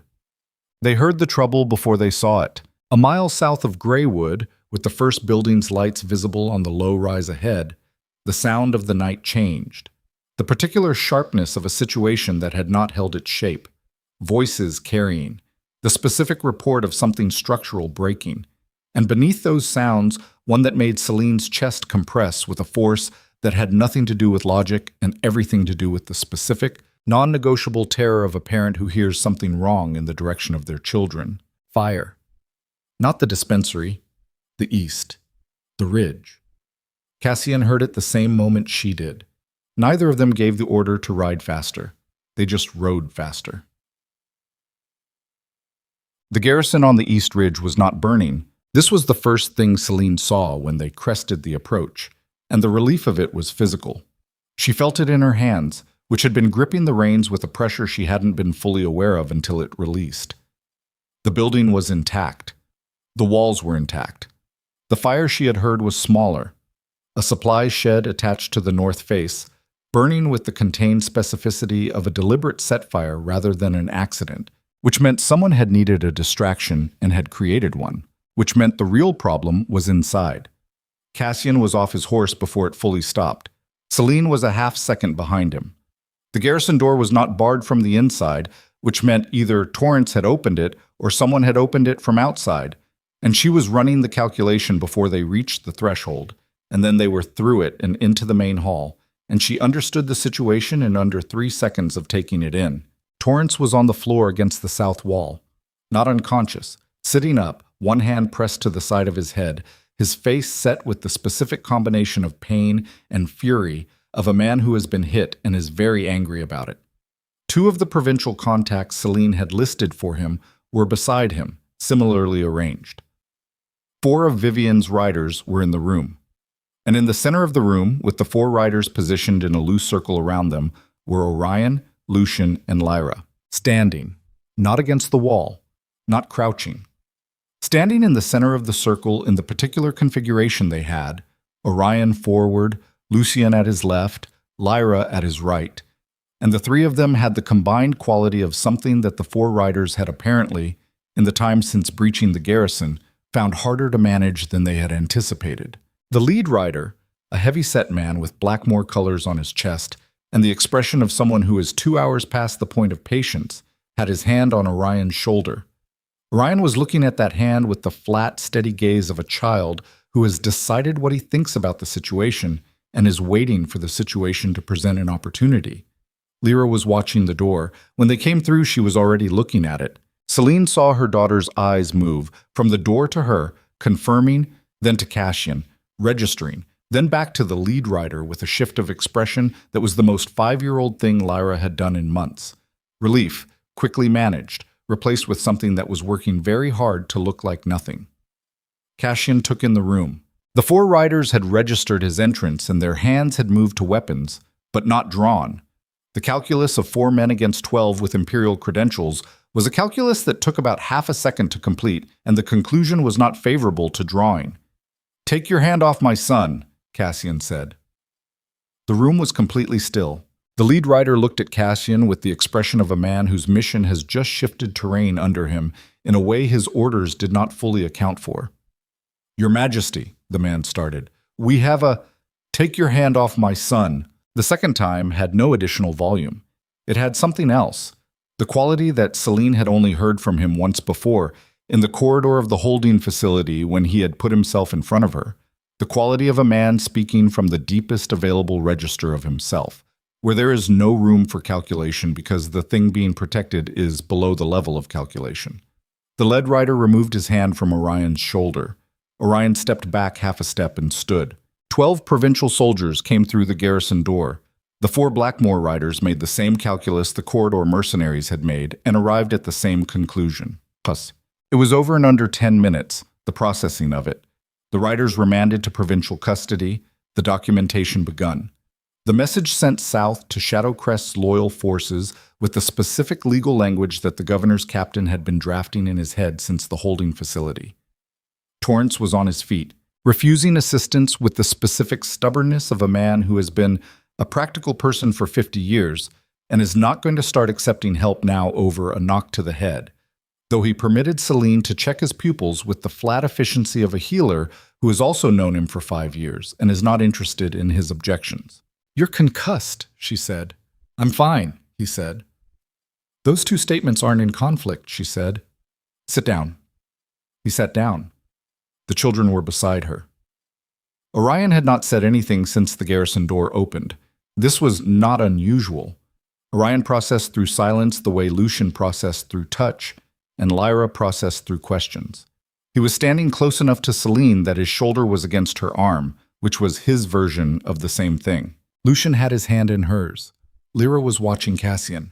Cassian was standing near the garrison's east window, receiving the captain's briefing on the night's events and the status of the riders in custody, and his attention was on the captain's report. But Selene had spent enough time watching him in the last 48 hours to read the quality of his peripheral awareness, the precise way a person can be conducting one conversation while a different part of their attention is occupied entirely elsewhere. He was aware of where the children were in the room at every moment. He had not approached them. She respected that. It was the right instinct, the understanding that he had no standing yet to close that distance, that the distance was hers to manage and the children's to decide about, and approaching it without invitation would be the wrong kind of force. Lyra, who missed nothing, saw him not approaching. She looked at Selene. "He keeps looking over," she said quietly. "Yes," Selene said, "but he's not coming over." "No," Lyra considered this. "Is that because he thinks he shouldn't?" "Yes." Another consideration. Then, "Is he right?" Selene looked at her daughter for a moment. "For now," she said. Lyra turned and looked at Cassian directly for a count of 3 seconds. The way she looked at things she was assessing. Full attention, no pretense of casualness. Then she looked back at Selene. "Okay," she said, in the tone that meant she had filed the information and would return to it. Done. The decision was made in the garrison's main hall at what the night had become, somewhere past midnight, with the fire in the north shed reduced to embers, and the captured riders in the lower room, and Torrance asleep upright in the corner, because a concussion requires rest, and Selene had told him this 4 times, and on the 4th time he had simply closed his eyes in the middle of the sentence and started breathing heavily. The decision was that they were going back to Shadowcrest, not because Selene had decided it was safe. It was not safe. The Empire's capital had Vivian's coalition partially intact, Cassian's guard partially compromised, and a political situation that was, in the governor's captain's measured assessment, not yet resolved. Not yet resolved. The decision was that going back was the only move that addressed the problem at its source. Vivian had revealed the full reach of her play. Riders north, king contained, children targeted, and the reveal had occurred before the play completed, which meant she was now operating on damaged ground. But damaged ground is not neutral ground. A person with resources and desperation and the specific institutional knowledge of someone who has spent 5 years in the Empire's court will continue to find angles until the source of the contest is resolved. The source was Shadowcrest. The source was the throne. The source was the question of what the Empire was, and who it belonged to, and what bloodline stood at its center. Selene had spent 5 years building a life on the frontier precisely to avoid being subject to those questions. And now the questions had followed her home, breached her garrison, put Ryder's hands on her son's shoulder in the dark, and made themselves impossible to continue avoiding. Here was what she understood, sitting in the East Garrison with her 3 children asleep against her in the early hours before dawn. You cannot outrun the thing that is attached to you. You can exile yourself from an empire. You can build walls of practical competence and frontier distance and 5 years of deliberate reinvention. But if what you carry in your blood and in your children's blood, and in the specific, unresolvable fact of a bond that was made before anyone asked you whether you wanted it, if that thing has a consequence in the world, the consequence will find you. The garrison walls don't stop it. The northern border doesn't stop it. The only thing that resolves a foundational conflict is going to the foundation. She looked at Cassian across the garrison hall. He was watching her watch him. "The children come with us," she said. He had not asked. He had been waiting. "Yes," he said, "on my terms, under my authority. If at any point I decide Shadowcrest is not safe for them, we leave. No argument." "Agreed. And this, whatever this is between you and me, that is a separate conversation that happens after the Empire's house is in order, not before." He looked at her steadily. "Agreed. I'm not going back because I forgive you," she said. The room deserved the accuracy. "I'm going back because the problem that was created 5 years ago cannot be managed from a frontier garrison, and because 3 children are sleeping against my side and they deserve a world that isn't permanently organized around their mother running from it." Cassian was quiet for a moment. "I know the difference," he said. "Good," she said. "Then let's be ready to move at dawn." They reached Shadowcrest 4 days later. 4 days on the road with 12 provincial soldiers, 3 children, a king, and a healer was not a comfortable journey by any measure, and the discomfort was not mitigated by the political tension that rode alongside them like an additional traveler. The knowledge that Vivian had departed Westmark Crossing before them and had 4 days to reach Shadowcrest and prepare whatever she intended to prepare. 4 days was significant. 4 days was enough to call in debts, realign loyalties, build a case. Selene had spent the journey in the particular productive mode of a person who is moving toward a confrontation and using the time to prepare for every version of it. She had talked to the loyal Guard members. She had read the governor's documentation on the coalition's activities. She had watched Cassian operate in the field, the way he managed the column, the decisions he made at each stop, the specific way he talked to the men, and the way the men responded to it. And she had updated her understanding of him with the new information the way she always updated her understanding of anything, with precision and without sentiment. He was a good commander in the field. She had always known that. The Empire's military record was real. What she had not seen before, because the circumstances had not required it, was the quality he exhibited on the 3rd evening of the road, when Lucian fell sick with the particular swift violence of the respiratory infections that moved through road camps in cold weather. It wasn't serious. Selene assessed it within 10 minutes and had the treatment protocol clear in her head and the necessary materials in her kit. But it was fast, and it was uncomfortable, and Lucian, who was the quietest of the 3 and the one who processed difficulty most internally, sat with a fever and his mother's hand on his forehead and looked, for the first time in the journey, genuinely small and genuinely miserable. Cassian had been at the other end of the camp when it happened. He was beside them in under 4 minutes. He did not ask what to do. He watched Selene work for a moment, reading the treatment correctly, and then he sat on the ground, a king, on the ground, in a camp, without apparent awareness of the absurdity of it, and talked to Lucian with the quiet, even steadiness of a man who is learning, in real time, that he has an entirely separate capacity from the one he has been using his whole life, and is discovering it works. He talked about the road, about the horses, about the specific bird he had seen that morning whose call was doing something unusual for the season. Lucian listened. His breathing evened. His fever, which would have come down on the treatment's timeline regardless, seemed to take the conversation's tone as additional instruction. Selene watched Cassian with her son. She felt the locked room's door move again. She let it move. She did not fight it. She also did not open it. Later, when Lucian was sleeping and Cassian had returned to the other end of the camp with the guard, Orion appeared beside her in the way he had of moving without announcement. "He stayed a long time," Orion said. "He did." Orion was quiet. "Is that what fathers do?" he said. Not plaintive, not angry, just the question of a child constructing a category from available evidence. "Some of them," Selene said. Orion processed this. "Okay," he said. Same word, same catalog quality. Filed for later. Shadowcrest Citadel rose on the horizon on the morning of the fourth day, like an argument that has been waiting patiently for you to arrive.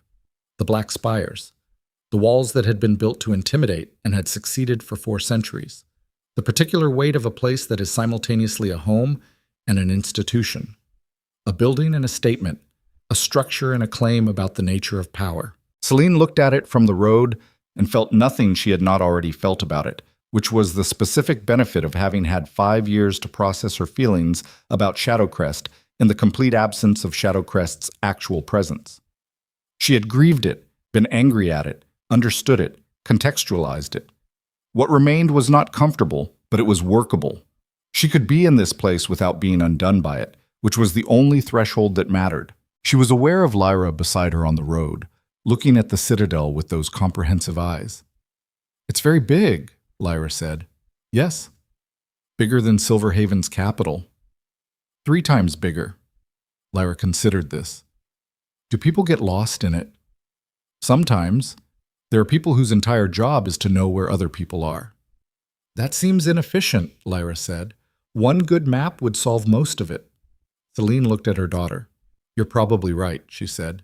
They rode through the citadel gates as mid-morning turned the black stone to dark amber, and the soldiers on the walls watched them come in, and Selene kept her spine straight and her hands easy on the reins, and the 3 children rode with the particular quality they had consistently demonstrated on this road: alert, observant, managing their own interior states with the discipline that their mother recognized because she had built it in them deliberately. They were ready for this. She was not certain she was. She rode in anyway. Look, Commander Heth met them in the outer yard. He was a compact man in his 50s with the build of someone who had spent 40 years doing the work personally rather than delegating it, and he had the expression of a man who has been managing a crisis with insufficient information for 4 days and is very glad to see the information arrive. "Majesty." He gripped Cassian's arm at the elbow. Not a bow, the grip of a military equal confirming physical presence after an absence that had been concerning. "You look terrible." "I look functional," Cassian said. "Those are not the same thing." Heth's eyes moved to Selene, to the children. He was a man who processed information in sequence, and he processed this information with visible effort and then settled it into a category and moved forward, which was exactly the response the situation required. "There's a problem." "There are several," Cassian said. "The largest one first." Heth kept his voice low. "Vivian arrived yesterday. She has called an emergency session of the Noble Council. It convenes this afternoon. She's framing it as a regency question. She's arguing that the king's absence during a succession crisis constitutes grounds for the council to assume temporary governing authority. Under the old charter, Article 9, she has a claim. She's trying to have the council formalize her authority before I can contest it," Cassian said. "She's trying to have it formalized before she announced publicly," Heth said, and looked again at the children, "that there are alternate claimants, because once that's public, her regency claim dissolves." He paused.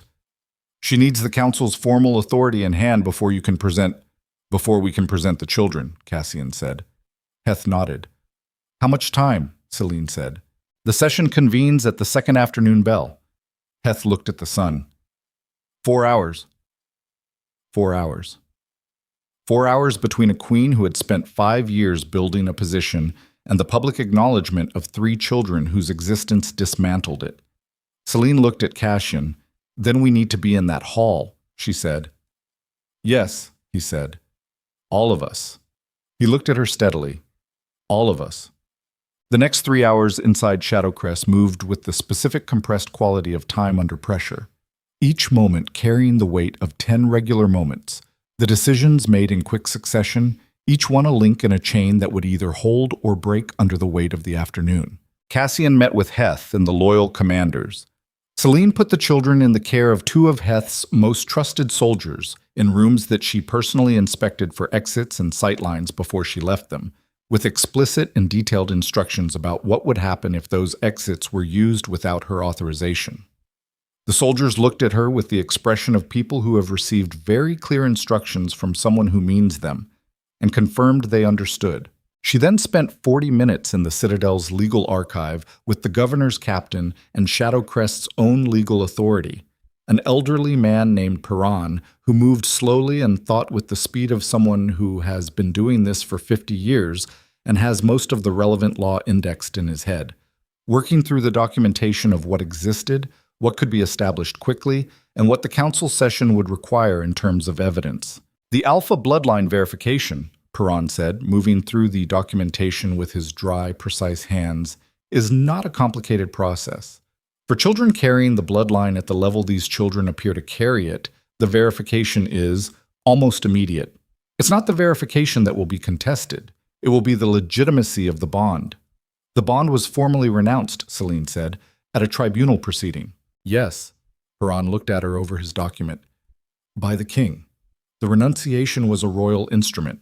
It can be reversed by a royal instrument. He paused. If the king chooses to reverse it.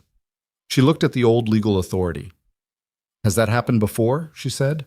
Once, in the 3rd century, under King Avar II. There was significant political fallout. He paused. The resulting dynasty lasted 200 years. She went back to Cassian. He was finishing his military briefing. She waited until the commanders cleared the room. Then she sat across from him at the strategy table with the direct, unceremonious efficiency that was how she addressed the things that mattered. Piran says the bond renunciation can be reversed, she said, by your authority. Today, before the council session, it reframes the children's status completely. It also, she paused, keeping her voice accurate. It makes a significant claim about us that I have not agreed to. He looked at her. I know, he said. I'm not saying no, she said. I'm saying that if you do this, you do it because it's legally necessary for the children's protection, not because of what it means about us. Those are two separate things, and I need them kept separate. And if I tell you that they're not entirely separate for me, he said. She was quiet. Then I tell you that I hear that, she said finally, and that it is a conversation for after the council session, not before. He held her gaze for a moment. Then he stood and went to find Piran. The council hall at Shadowcrest was built on the same architectural philosophy as the Grand Tribunal, the design of a space intended to communicate to anyone standing in its center that they are surrounded by the weight of institutional authority, that the institution has been here longer than they have and will continue after them, and that the individual's relationship to it is essentially one of temporary passage. Selene had stood in a version of this hall before. She walked into this one differently, not alone, not with her hands at her sides in the managed stillness of someone who is working very hard not to show fear. She walked in with 3 children, Orion at her left, Lyra at her right, Lucian between Lyra and the edge of the formation, and 4 soldiers behind them, and Commander Heth to her right, and the understanding in her body of every decision that had brought her to this specific floor in this specific hall on this specific afternoon. The noble council was assembled, 31 lords, their advisors, the military cabinet, Vivian, seated at the secondary chair to the right of the throne, the consort's chair, in the deep violet silk that was apparently her armor of choice, with her black hair arranged and her bearing composed, and her eyes tracking to the door the moment it opened. She saw Selene. She saw the children. Something happened in her face that was the most human moment Selene had ever witnessed from her. Not the composure, not the calculation, but the brief, unmanaged fracture of a woman who has just watched the central assumption of her strategy walk in the door on 2 small feet, multiplied by 3. It lasted less than a second. Then the composure returned. But Selene had seen it. The throne door opened and Cassian walked in, and the room did what rooms of this kind do when the king enters. It rearranged itself, attention converging, the authority physics of the space shifting around his presence. He wore the crown. He had, in the last 4 hours, recovered the cut above his eye with the specific efficiency of someone who does not have time to nurse wounds and has decided they will address the wound later and the work now. He walked to the throne. He did not sit. He stood in front of it, which was a deliberate choice, standing rather than sitting, using height and presence rather than the formal authority of the seated position, which communicated something specific about the nature of what he was about to do. "My lords," he said, "I understand there is a session called." Lord Edrin, heavy-set, silver-haired, the senior member of the coalition, rose from his seat with the performance of a man who has prepared this moment. "Your Majesty, under Article 9 of the—" "I've read Article 9, Cassian said. "Perron walked me through it an hour ago. It applies to an absent king. I'm present." He paused. Session concluded. "The Queen has called this session under—" "The Queen," Cassian said, and his voice was still controlled, still the flat authority of the managed man. But there was something underneath it that was not the managed man. "Does not have the authority to call a noble session. That authority belongs to the throne. The throne is me. The session is concluded." He looked at Vivian. She looked back at him. The room was completely still. "What I do have authority to call," Cassian said, and he turned to face the council as a whole, "is a formal announcement, which I am making now before this assembled body as a matter of record." He turned.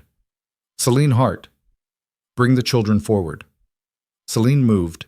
She walked the three of them to the center of the hall. Same floor. Different woman. Different everything. Cassian looked at the council. 5 years ago, he said, I made a choice in this hall that was politically defensible, legally sanctioned, and personally wrong. I renounced a bond that was real, and I exiled a woman who was innocent of anything except existing in a category my council found inconvenient. He paused. The consequences of that choice are standing in this hall right now. He looked at Orion, at Lucian, at Lyra. "These are my children," he said. "Orion, Lucian, Lyra, Alpha bloodline, verified by Perron under the legal standards of this empire. They are my heirs." Another pause. "They are legitimate." The room erupted. Not chaos, the directed noise of 31 lords and their advisors processing a political realignment of significant magnitude. The overlapping voices of people recalculating positions in real time, and above it all, the sharp carrying voice of Lord Edrin making an objection about the renunciation, and 3 other voices following, and the gavel coming down, and "The bond renunciation," Cassian said, and his voice cut through the room with the specific quality of a man who has decided he is done being careful about volume, is hereby reversed by my authority, effective now. He looked at Selene. If she'll have it. The room went quiet. He was looking at her. In front of 31 lords and their advisors and the military cabinet and the consort's chair and the 500 years of institutional architecture of Shadowcrest Citadel, looking at her. Not with the king's face, with the other one, the underneath one, older and less managed. She had told him this was a separate conversation. He had answered her. She looked back at him for a long moment with 3 children beside her and 5 years between them and the full weight of every accurate thing she had ever said about what he had cost her. Then she looked at Vivian. Vivian was watching her with the specific fixed attention of a woman who has understood that the outcome of the next 10 seconds determines the shape of the rest of her life. And Selene looked at the consort's chair and at the council and at the institutional weight of a hall designed to make individuals feel like temporary passage. And she felt very clearly the specific difference between the version of herself who had stood in a hall like this 11 years ago, with her hands at her sides and her spine straight and her 2 words and nothing else, and what she was now. She looked at Cassian. "We have a great deal to resolve," she said. Her voice was even and clear and carried the full length of the hall. "Between us, between you and those children, between this empire and its history of treating people as problems to be managed." She paused. "None of that resolves itself by a declaration in a council hall." The room was very still. "But yes," she said, I'll have it. Something broke open in Cassian's face, not dramatically, not with the theatrical release of someone who has been waiting for a cue. The quiet, almost private breaking open of a man who has been holding a very specific weight for a very long time and has just been given, by the one person whose opinion on the matter he entirely defers to, permission to set it down. And then, before the room could exhale, before the council could reorganize, before anything could resolve into the next moment, Vivian moved, not slowly, not with the composure. She moved with the speed of a woman who has understood that every legal avenue has closed, that the political architecture she spent 5 years building has collapsed in a single afternoon, that the only thing remaining between her and a permanent loss of everything is a single, final action that cannot be called back. She was not moving toward the throne. She was moving toward the children. She had something in her hand. Selene saw it the same moment Cassian did. The room fractured into simultaneous motion. Guards, lords, the military cabinet, bodies moving in the instinctive converging response of people in a room when danger reveals itself. And in the center of all of it, 3 children who had been standing with their mother in the most formal hall in the empire, and who now faced the specific reality that the woman crossing the floor toward them had made a calculation. And the calculation was that if the bloodline could not be controlled, it would be removed. Orion did not move back. He stood. Cassian crossed the hall. Not at a run, at the particular speed of a man who has made a decision about where his body goes and is executing it with total commitment, every other calculation set aside. The crown and the politics and the 5 years of wrong choices compressed into this one movement toward the 3 people he had spent this entire journey learning were the one thing he would not negotiate on. He reached them. He put himself in front of them, between Vivian and his children, for the second time in 48 hours, with no weapons and no hesitation, and every scar and every wrong choice, and every year of being afraid of choosing something that was only his, all of it behind him, and all 3 of them behind him, and Selene's hand finding his arm in the chaos. The guards reached Vivian.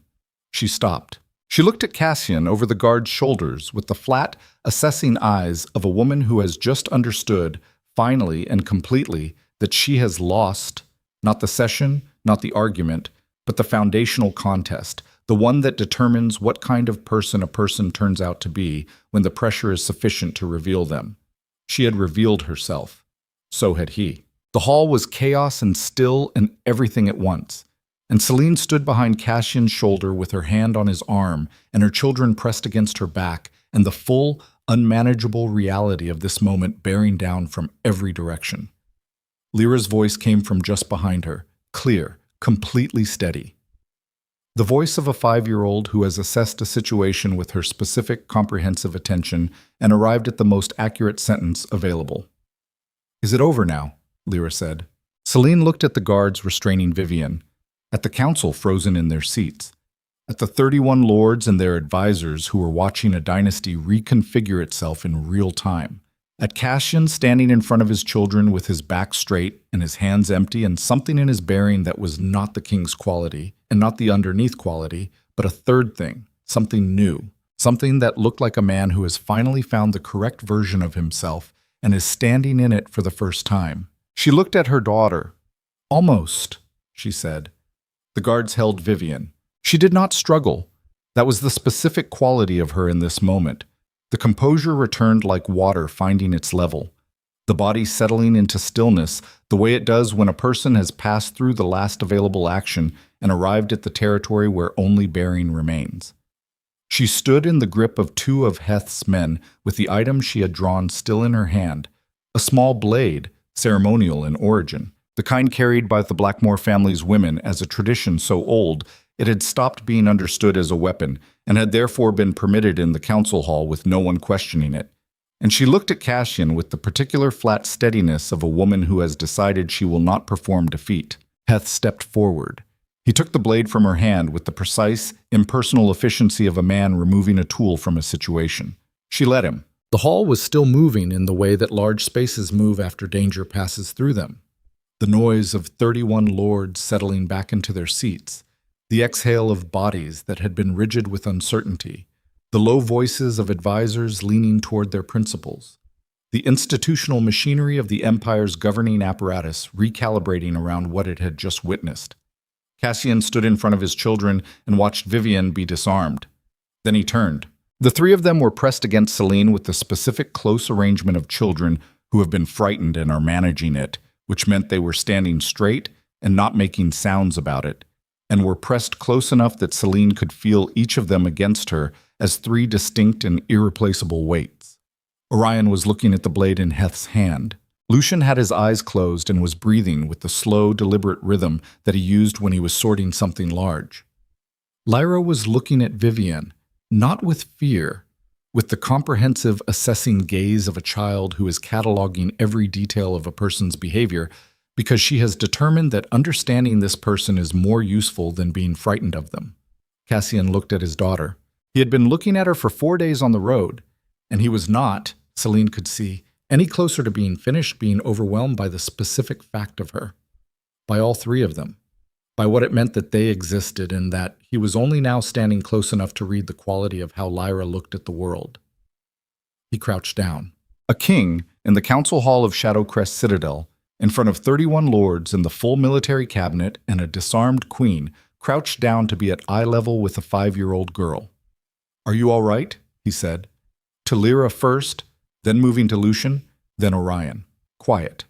Direct. The question of a man who needs a specific answer.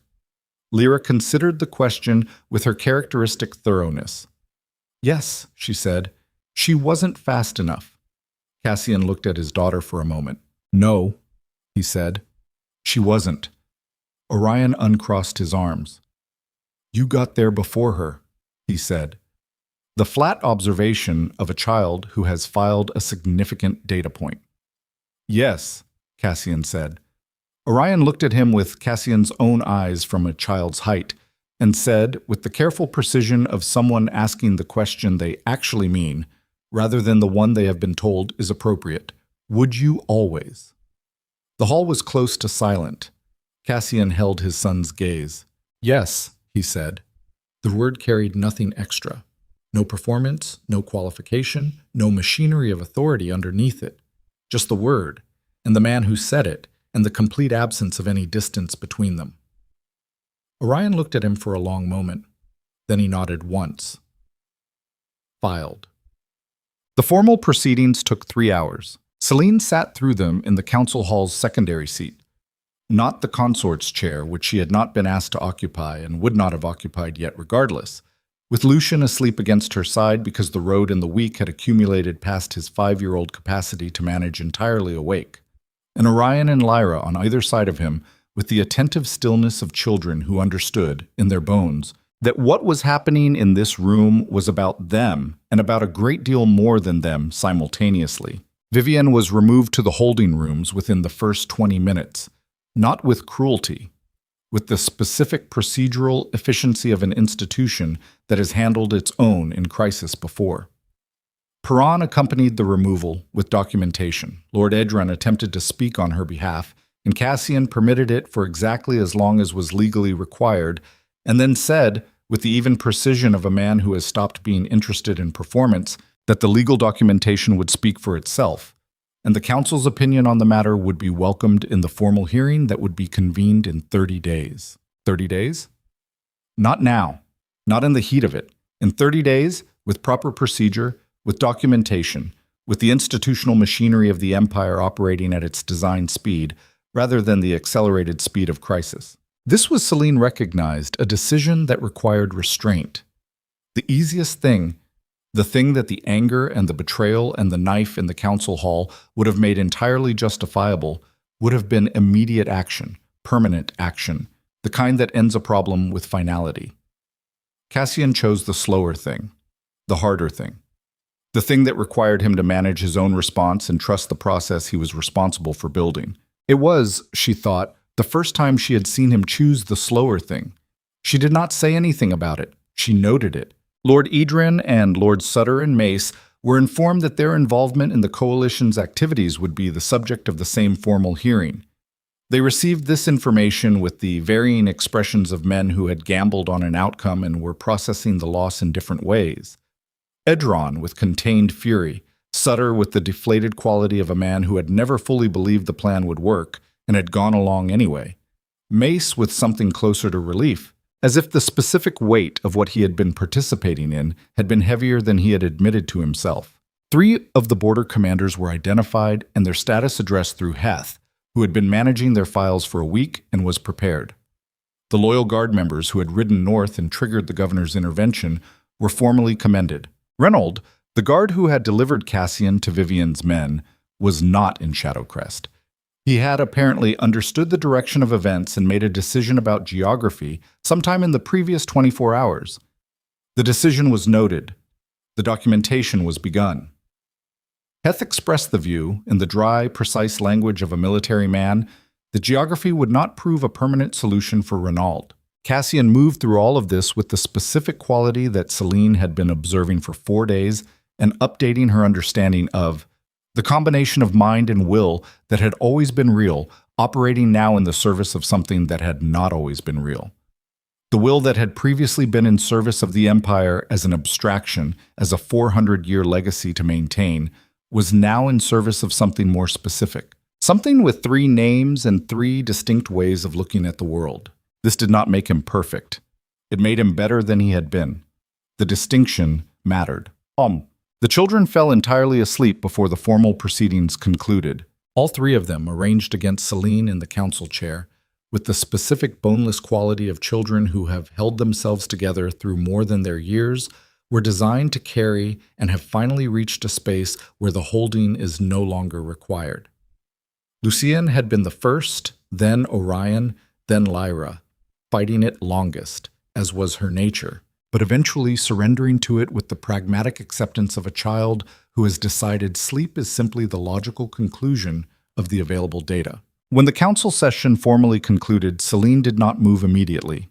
She sat with all 3 of them and felt the weight of the day pressing down through the top of her head and settling somewhere in her chest, and she let it settle. She was not going to manage this moment. There was no productive function that management served here. This was the kind of moment that required simple presence, the willingness to be inside it without converting it into a problem to solve. She was in Shadowcrest, with her children, with the man she had spent 5 years being exiled from. The room was nearly empty now.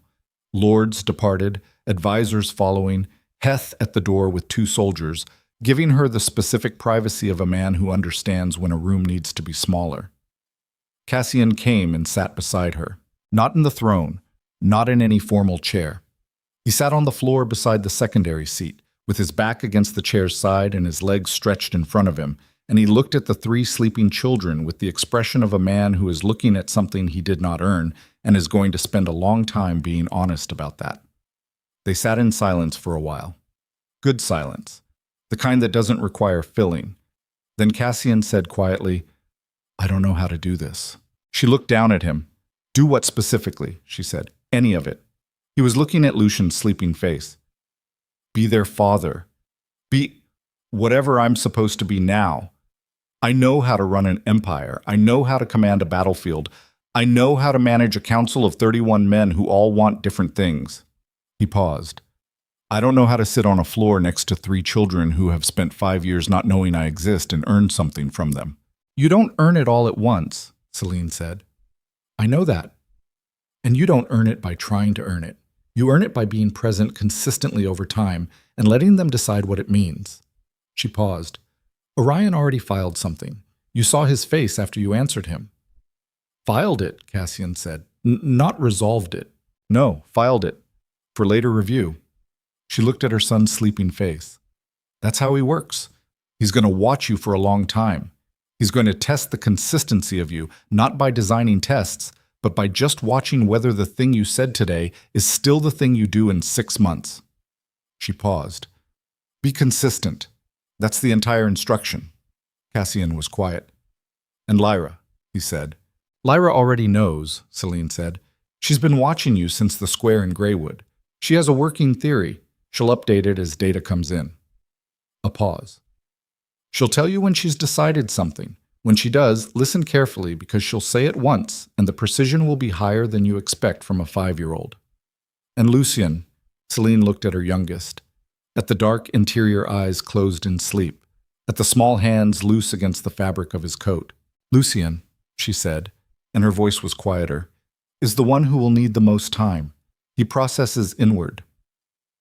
He's been carrying the father question longer than the other two in his own way. He won't ask it directly. He'll ask it through proximity. He'll start sitting close to you when you're doing something the way he sat close to Torrance for 2 years before he told Torrance he trusted him." She paused. "Don't push. Don't create opportunities. Just be in the room and let him find his way to the edge of you at his own pace." Cassian looked at his son. "Okay," he said. Quiet. The word of a man receiving real information and intending to use it. Then, "And you." The question had its own weight, not pressuring, not claiming, the question of a man who understands he has asked for a great deal already and is asking one more thing. Selene was quiet for a moment. Here was what was true. The locked room was open. She had not opened it dramatically, not in the council hall, not in the holding facility corridor, not anywhere with an audience or a gesture. It had opened the way real things open, incrementally, in barn conversations at dawn and road camps at night, and a crouching king at eye level with his daughter in front of 31 lords. Here was what else was true. An open door is not the same as a resolved reckoning. The room was open, and there was a great deal in it that required examination. The grief she had managed rather than finished, the specific injury of the tribunal hall that had never fully closed, the 5 years of doing everything alone that had been necessary and had also cost something, the accumulated weight of being both parents to 3 children because the other parent had been absent and the absence had been chosen. These things were real. They were also not insurmountable. She understood the difference now between what cannot be undone and what cannot be recovered from. The first category is real and must be named and sat with. The second category is, in most cases, smaller than it feels from inside the wound. "I'm here," she said. "That's what I can tell you tonight. I'm here. I said yes in the council hall. I'm not going anywhere." She looked at him. "The rest of it we build slowly, without shortcuts, without the crown or the politics deciding the timeline." She paused. "If that's enough for now." He looked at her. "It's more than I had yesterday," he said. "Yes," she said. "It is." Vivian Thorne's formal hearing convened on the 31st day. Selene attended. She attended because she had been present for the events that constituted the case's foundation, because her testimony was part of the legal record, and because she had decided in the quiet of the 30 days between the council session and the hearing that she would not look away from the proceeding the way she had looked away from none of the difficult things she had been required to face in the last 5 years. The hearing was long, 3 days. Perron presided with the meticulous patience of a man who has been doing this for 50 years and understands that the speed of the proceeding is one of the things that gives it legitimacy. Every document, every witness, every piece of the coalition's architecture laid out with the specific, methodical honesty of a process that has decided to see itself clearly.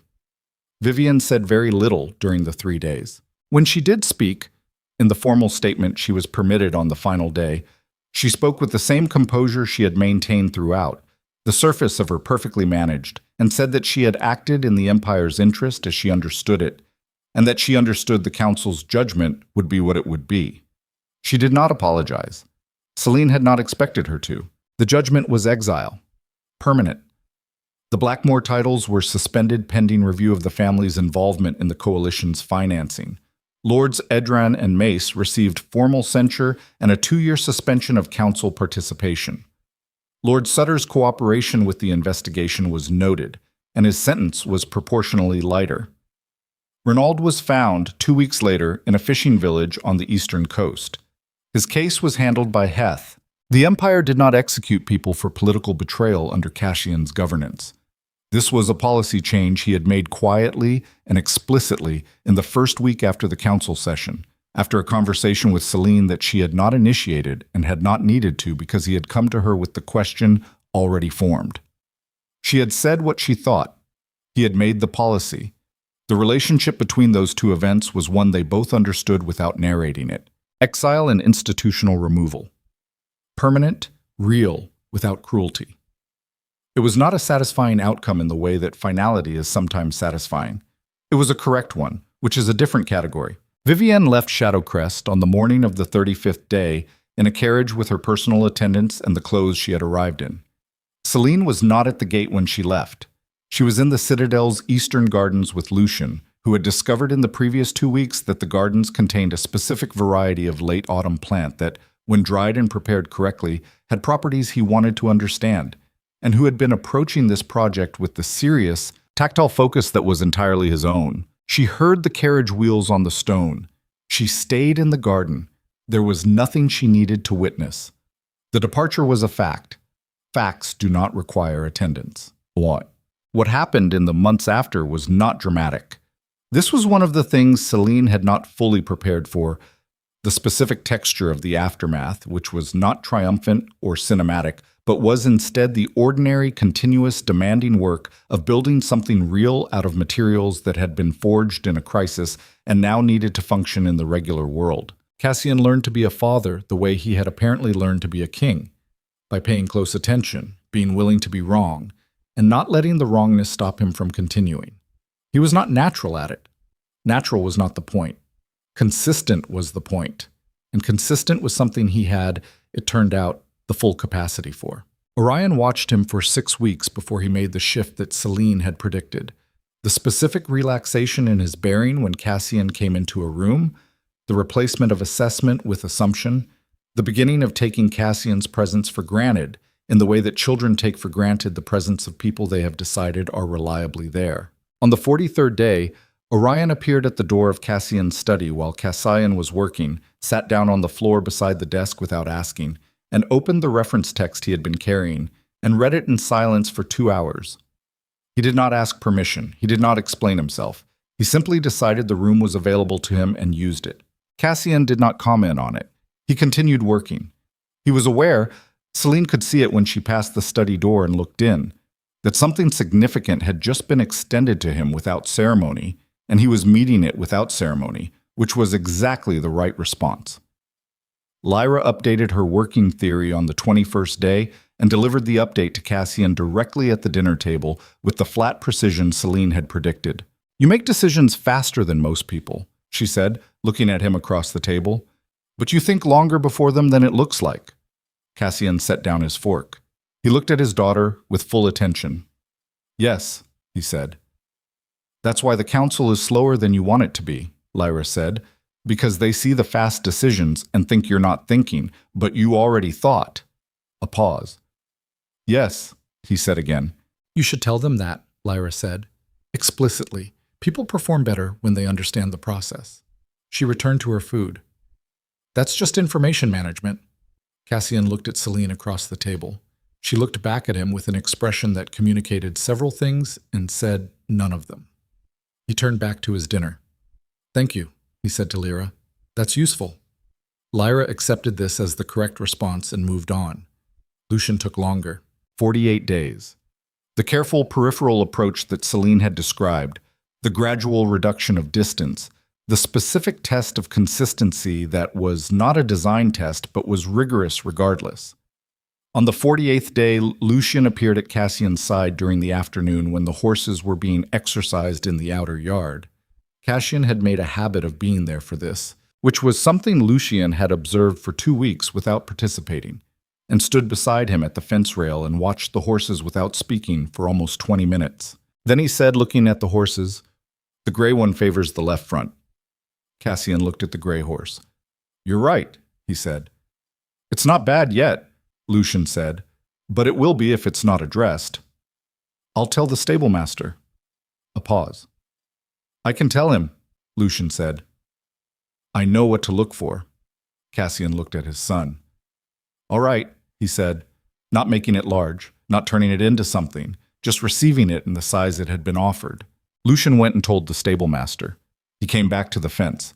He stood beside Cassian until the exercise was finished. He did not say anything else. He did not need to. Selene and Cassian's reckoning happened on the 61st day, not by plan, by arrival. The way certain conversations arrive when the conditions are finally right, when the material has been sitting long enough to be ready, When both people are in the same space, at the same moment with nothing else that requires immediate management. It was late. The Citadel was quiet. She had been in the Eastern Study reviewing medical resource allocations for the Northern Territories. She had, in the 60 days since arriving in Shadowcrest, taken a formal role with the Empire's medical governance, because the work needed doing and she was the person most qualified to do it, and because it gave her something real and useful that was entirely hers within this structure, which was a requirement she had not been willing to compromise on. Cassian found her there and sat down in the chair across from the work table and said, "Can we talk?" "Yes," she said. "Not about the children," he said. "Not about the Empire. About us." She set down the document. "All right," she said. He was quiet for a moment, looking at his hands the way he had looked at them in the barn on the dawn of the second day. The posture of a man preparing to say something true. "I have spent 60 days," he said, "trying to find the right way to say what I need to say to you. And I've concluded that the right way doesn't exist, which means I should stop looking for it and say the true version." "Say the true version," she said. He looked up at her. "I knew," he said. "In the tribunal hall. I knew it was wrong before I did it, not the political calculation. That was real, and the pressure was real, and the argument my counsel made was not without logic. But underneath all of it, I knew. I could feel the knowing the entire time I was speaking, and I did it anyway." He paused. "Not because I was afraid, although I was afraid. Not because the Empire required it, although the Empire did require it. I did it because I decided that what I felt was less important than what I was supposed to be. And I had been making that decision for so long that it didn't feel like a decision anymore. It felt like a fact." Selene looked at him. "And now," she said, "and now I understand that it was the worst decision I have ever made," he said. "Not because of the political consequences, not because of the succession crisis, because of you, because of what I cost you, because of 3 children who grew up without a father, because I decided my discomfort with choosing something for myself was a reason to exile a woman who had done nothing wrong." He exhaled. "That is what I did. I want to say it plainly and not dress it in political context or personal history or the things my father built in me. I chose badly. The cost was yours, and I cannot give those 5 years back." The room held that. Selene sat with it for a moment. Here was what she understood about forgiveness, which was not the same thing as what is commonly said about it. Forgiveness is not a gift given to the person who wronged you. It is a structural decision made by the wronged person about whether they intend to continue carrying the weight of the wrong as an active burden. It is not exoneration. It is not the erasure of what happened. It is the decision to put the weight down, not to throw it away, because the weight is real and putting it down does not make it not have existed, but to stop carrying it in a position where it interferes with forward movement. She had been doing the work of this for 60 days. She had been doing preparatory work for 5 years. "I know you can't give them back," she said. "I'm not asking for them. I'm asking for what comes next to be built differently. Built on honesty, which means when something is wrong, you say it's wrong, rather than managing it. And when you're afraid, you name it rather than converting it into a policy decision. And when I tell you something costs me something, you hear it the first time." She looked at him steadily. "That's what I'm asking." "Yes," he said. "And you understand that I may not always be quick with this," she said. "That there are going to be moments where the distance comes back because the distance was a tool I built for surviving your absence. And tools that have served you well are not instantly retired just because the circumstances change. I'm going to need you to be patient with those moments rather than interpreting them as evidence that we aren't moving forward." "Yes," he said again. She looked at him for a long moment. A man who had learned, at significant cost, the difference between managing a person and being honest with them. A man who was sitting across from her with no performance and no machinery and no crown, just the actual person, the one who had been underneath the king for the whole duration, emerging now into a situation that required him to be only that. She reached across the table, put her hand on his. It was not a grand gesture. It was not reunion or resolution in the sweeping sense. It was something quieter and more durable than those things. The specific, deliberate act of a woman who has decided, with full knowledge of the cost and the history and the work that remains, that the person across from her is worth the continuing. He turned his hand over. They sat in the late-night quiet of the Eastern study, with her hand in his, and the document on the table between them, and the 60 days of careful, unglamorous construction behind them, and the rest of it still ahead. It was enough. More than enough. It was the beginning of the actual thing, which is always less dramatic and more durable than the crisis that precedes it. Quant. In the spring of the following year, Shadowcrest Citadel opened its gates for a formal ceremony. Selene had been involved in the planning of it to the degree she had chosen, which was specifically and only the elements that required her expertise. The medical provisions for the gathered crowds, the coordination with the Northern Province governors, the careful briefing of the children on what would be required of them and what would not be required, and what they could absolutely refuse if it became too much. Lyra had reviewed the ceremony schedule and made 2 structural recommendations that Perron incorporated into the final plan because they were correct. Orion had asked 3 specific questions about the legal significance of each element of the ceremony and had been satisfied by the answers. Lucian had not asked questions. He had sat beside Selene during the briefing with his quiet, inward attention and had at the end said simply, "Okay," which was the word all 3 of them had inherited from their mother and which carried in his mouth the specific quality of a person who has integrated the information and is ready. On the morning of the ceremony, before the Citadel's outer gates opened to the assembled population of Shadowcrest and the delegations from every territory in the Empire, Cassian found Selene in the Eastern Garden. Her garden now, in the way that spaces become a person's spaces after enough mornings in them. He stood at the garden's edge. She looked at him. He was wearing the crown and the formal state coat and the expression of a man who has done the specific hard work of earning the right to wear them without the weight of unresolved wrongness underneath. "Ready," he said. She looked at him for a moment. "Yes," she said. They walked through the gate together. The 3 children were ahead of them. Orion already walking with the bearing that was going to make his eventual role in this empire entirely self-evident to everyone who observed it. Lyra managing the path with the organized awareness of someone who is processing the crowd and the geometry simultaneously. Lucian between them with his quiet presence and the specific steadiness of a person who has decided in his own time and by his own method that this is where he belongs. The crowd was large. The crowd was loud.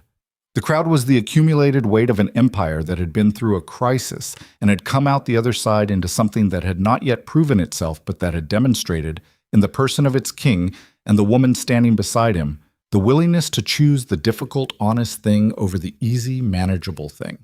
That is not a small demonstration. It is, in the long record of what empires do and fail to do, a rare one. A kingdom is not built by the moments when everything works.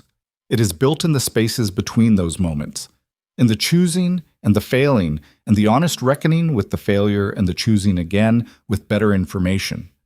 A ruler who has never been wrong is a ruler who has never been tested. A ruler who has been wrong and survived the wrong and come back to it with open eyes is something more difficult and more valuable. A ruler who knows the weight of the decisions they make because they have paid the weight personally. Cassian Thorne had paid it. He was paying it still, in the daily, unglamorous, entirely necessary work of being present and consistent and honest with 3 children who were watching everything and a woman who required nothing less than the complete version. He was paying it willingly. This is the distinction that matters, not the crown, not the 400 years, not the armies or the black spires or the empire that stretches from the northern frontier to the eastern sea. The willingness to pay the cost of what you are, fully and without negotiation, is the only measure of a person that outlasts the circumstances that tested it. Selene walked beside him in the spring light with the sound of the crowd and the warmth of the season and the specific, exact weight of everything it had taken to arrive at this particular morning, and she felt it all. Not managed, not converted, not filed for later. Present. This was what she had built. Not a kingdom, not a dynasty. A life that belonged entirely to her and to the people she had chosen to share it with. It was, in the final measure, exactly enough. On the golden balcony of Shadowcrest Citadel, before the gathered thousands of the Empire's people, the royal family stood.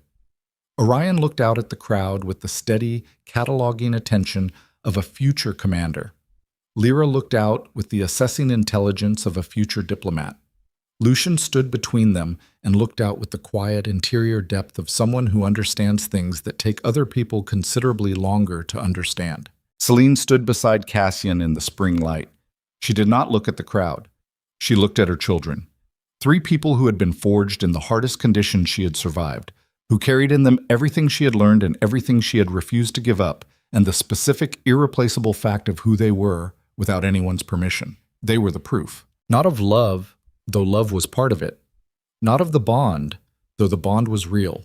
The proof of what remains when you strip away the performance and the politics and the institutional weight and the 400 years of dynasty. When you strip all of it away and stand in a barn at 3 in the morning and say, okay, here's what we're going to do. What remains is what you are willing to carry. And what you carry long enough becomes, in the end, what carries you. The empire stretched to the horizon in every direction. The morning held everything it had always held and was, for the first time, entirely honest about it. Selene Hart looked at her 3 children and felt the weight settle. Not press, not burden, but settle. The way a foundation settles when the building above it is finally complete. And she breathed in the spring air and let herself be here, fully, without management, present in the life she had built from the ground up, with her hands, in the dark, alone, and then not alone, and then here. Here. The gates were open. The kingdom's future looked brighter than its past. And for the first time in 5 years, Selene Hart was not walking away from anything. She was home,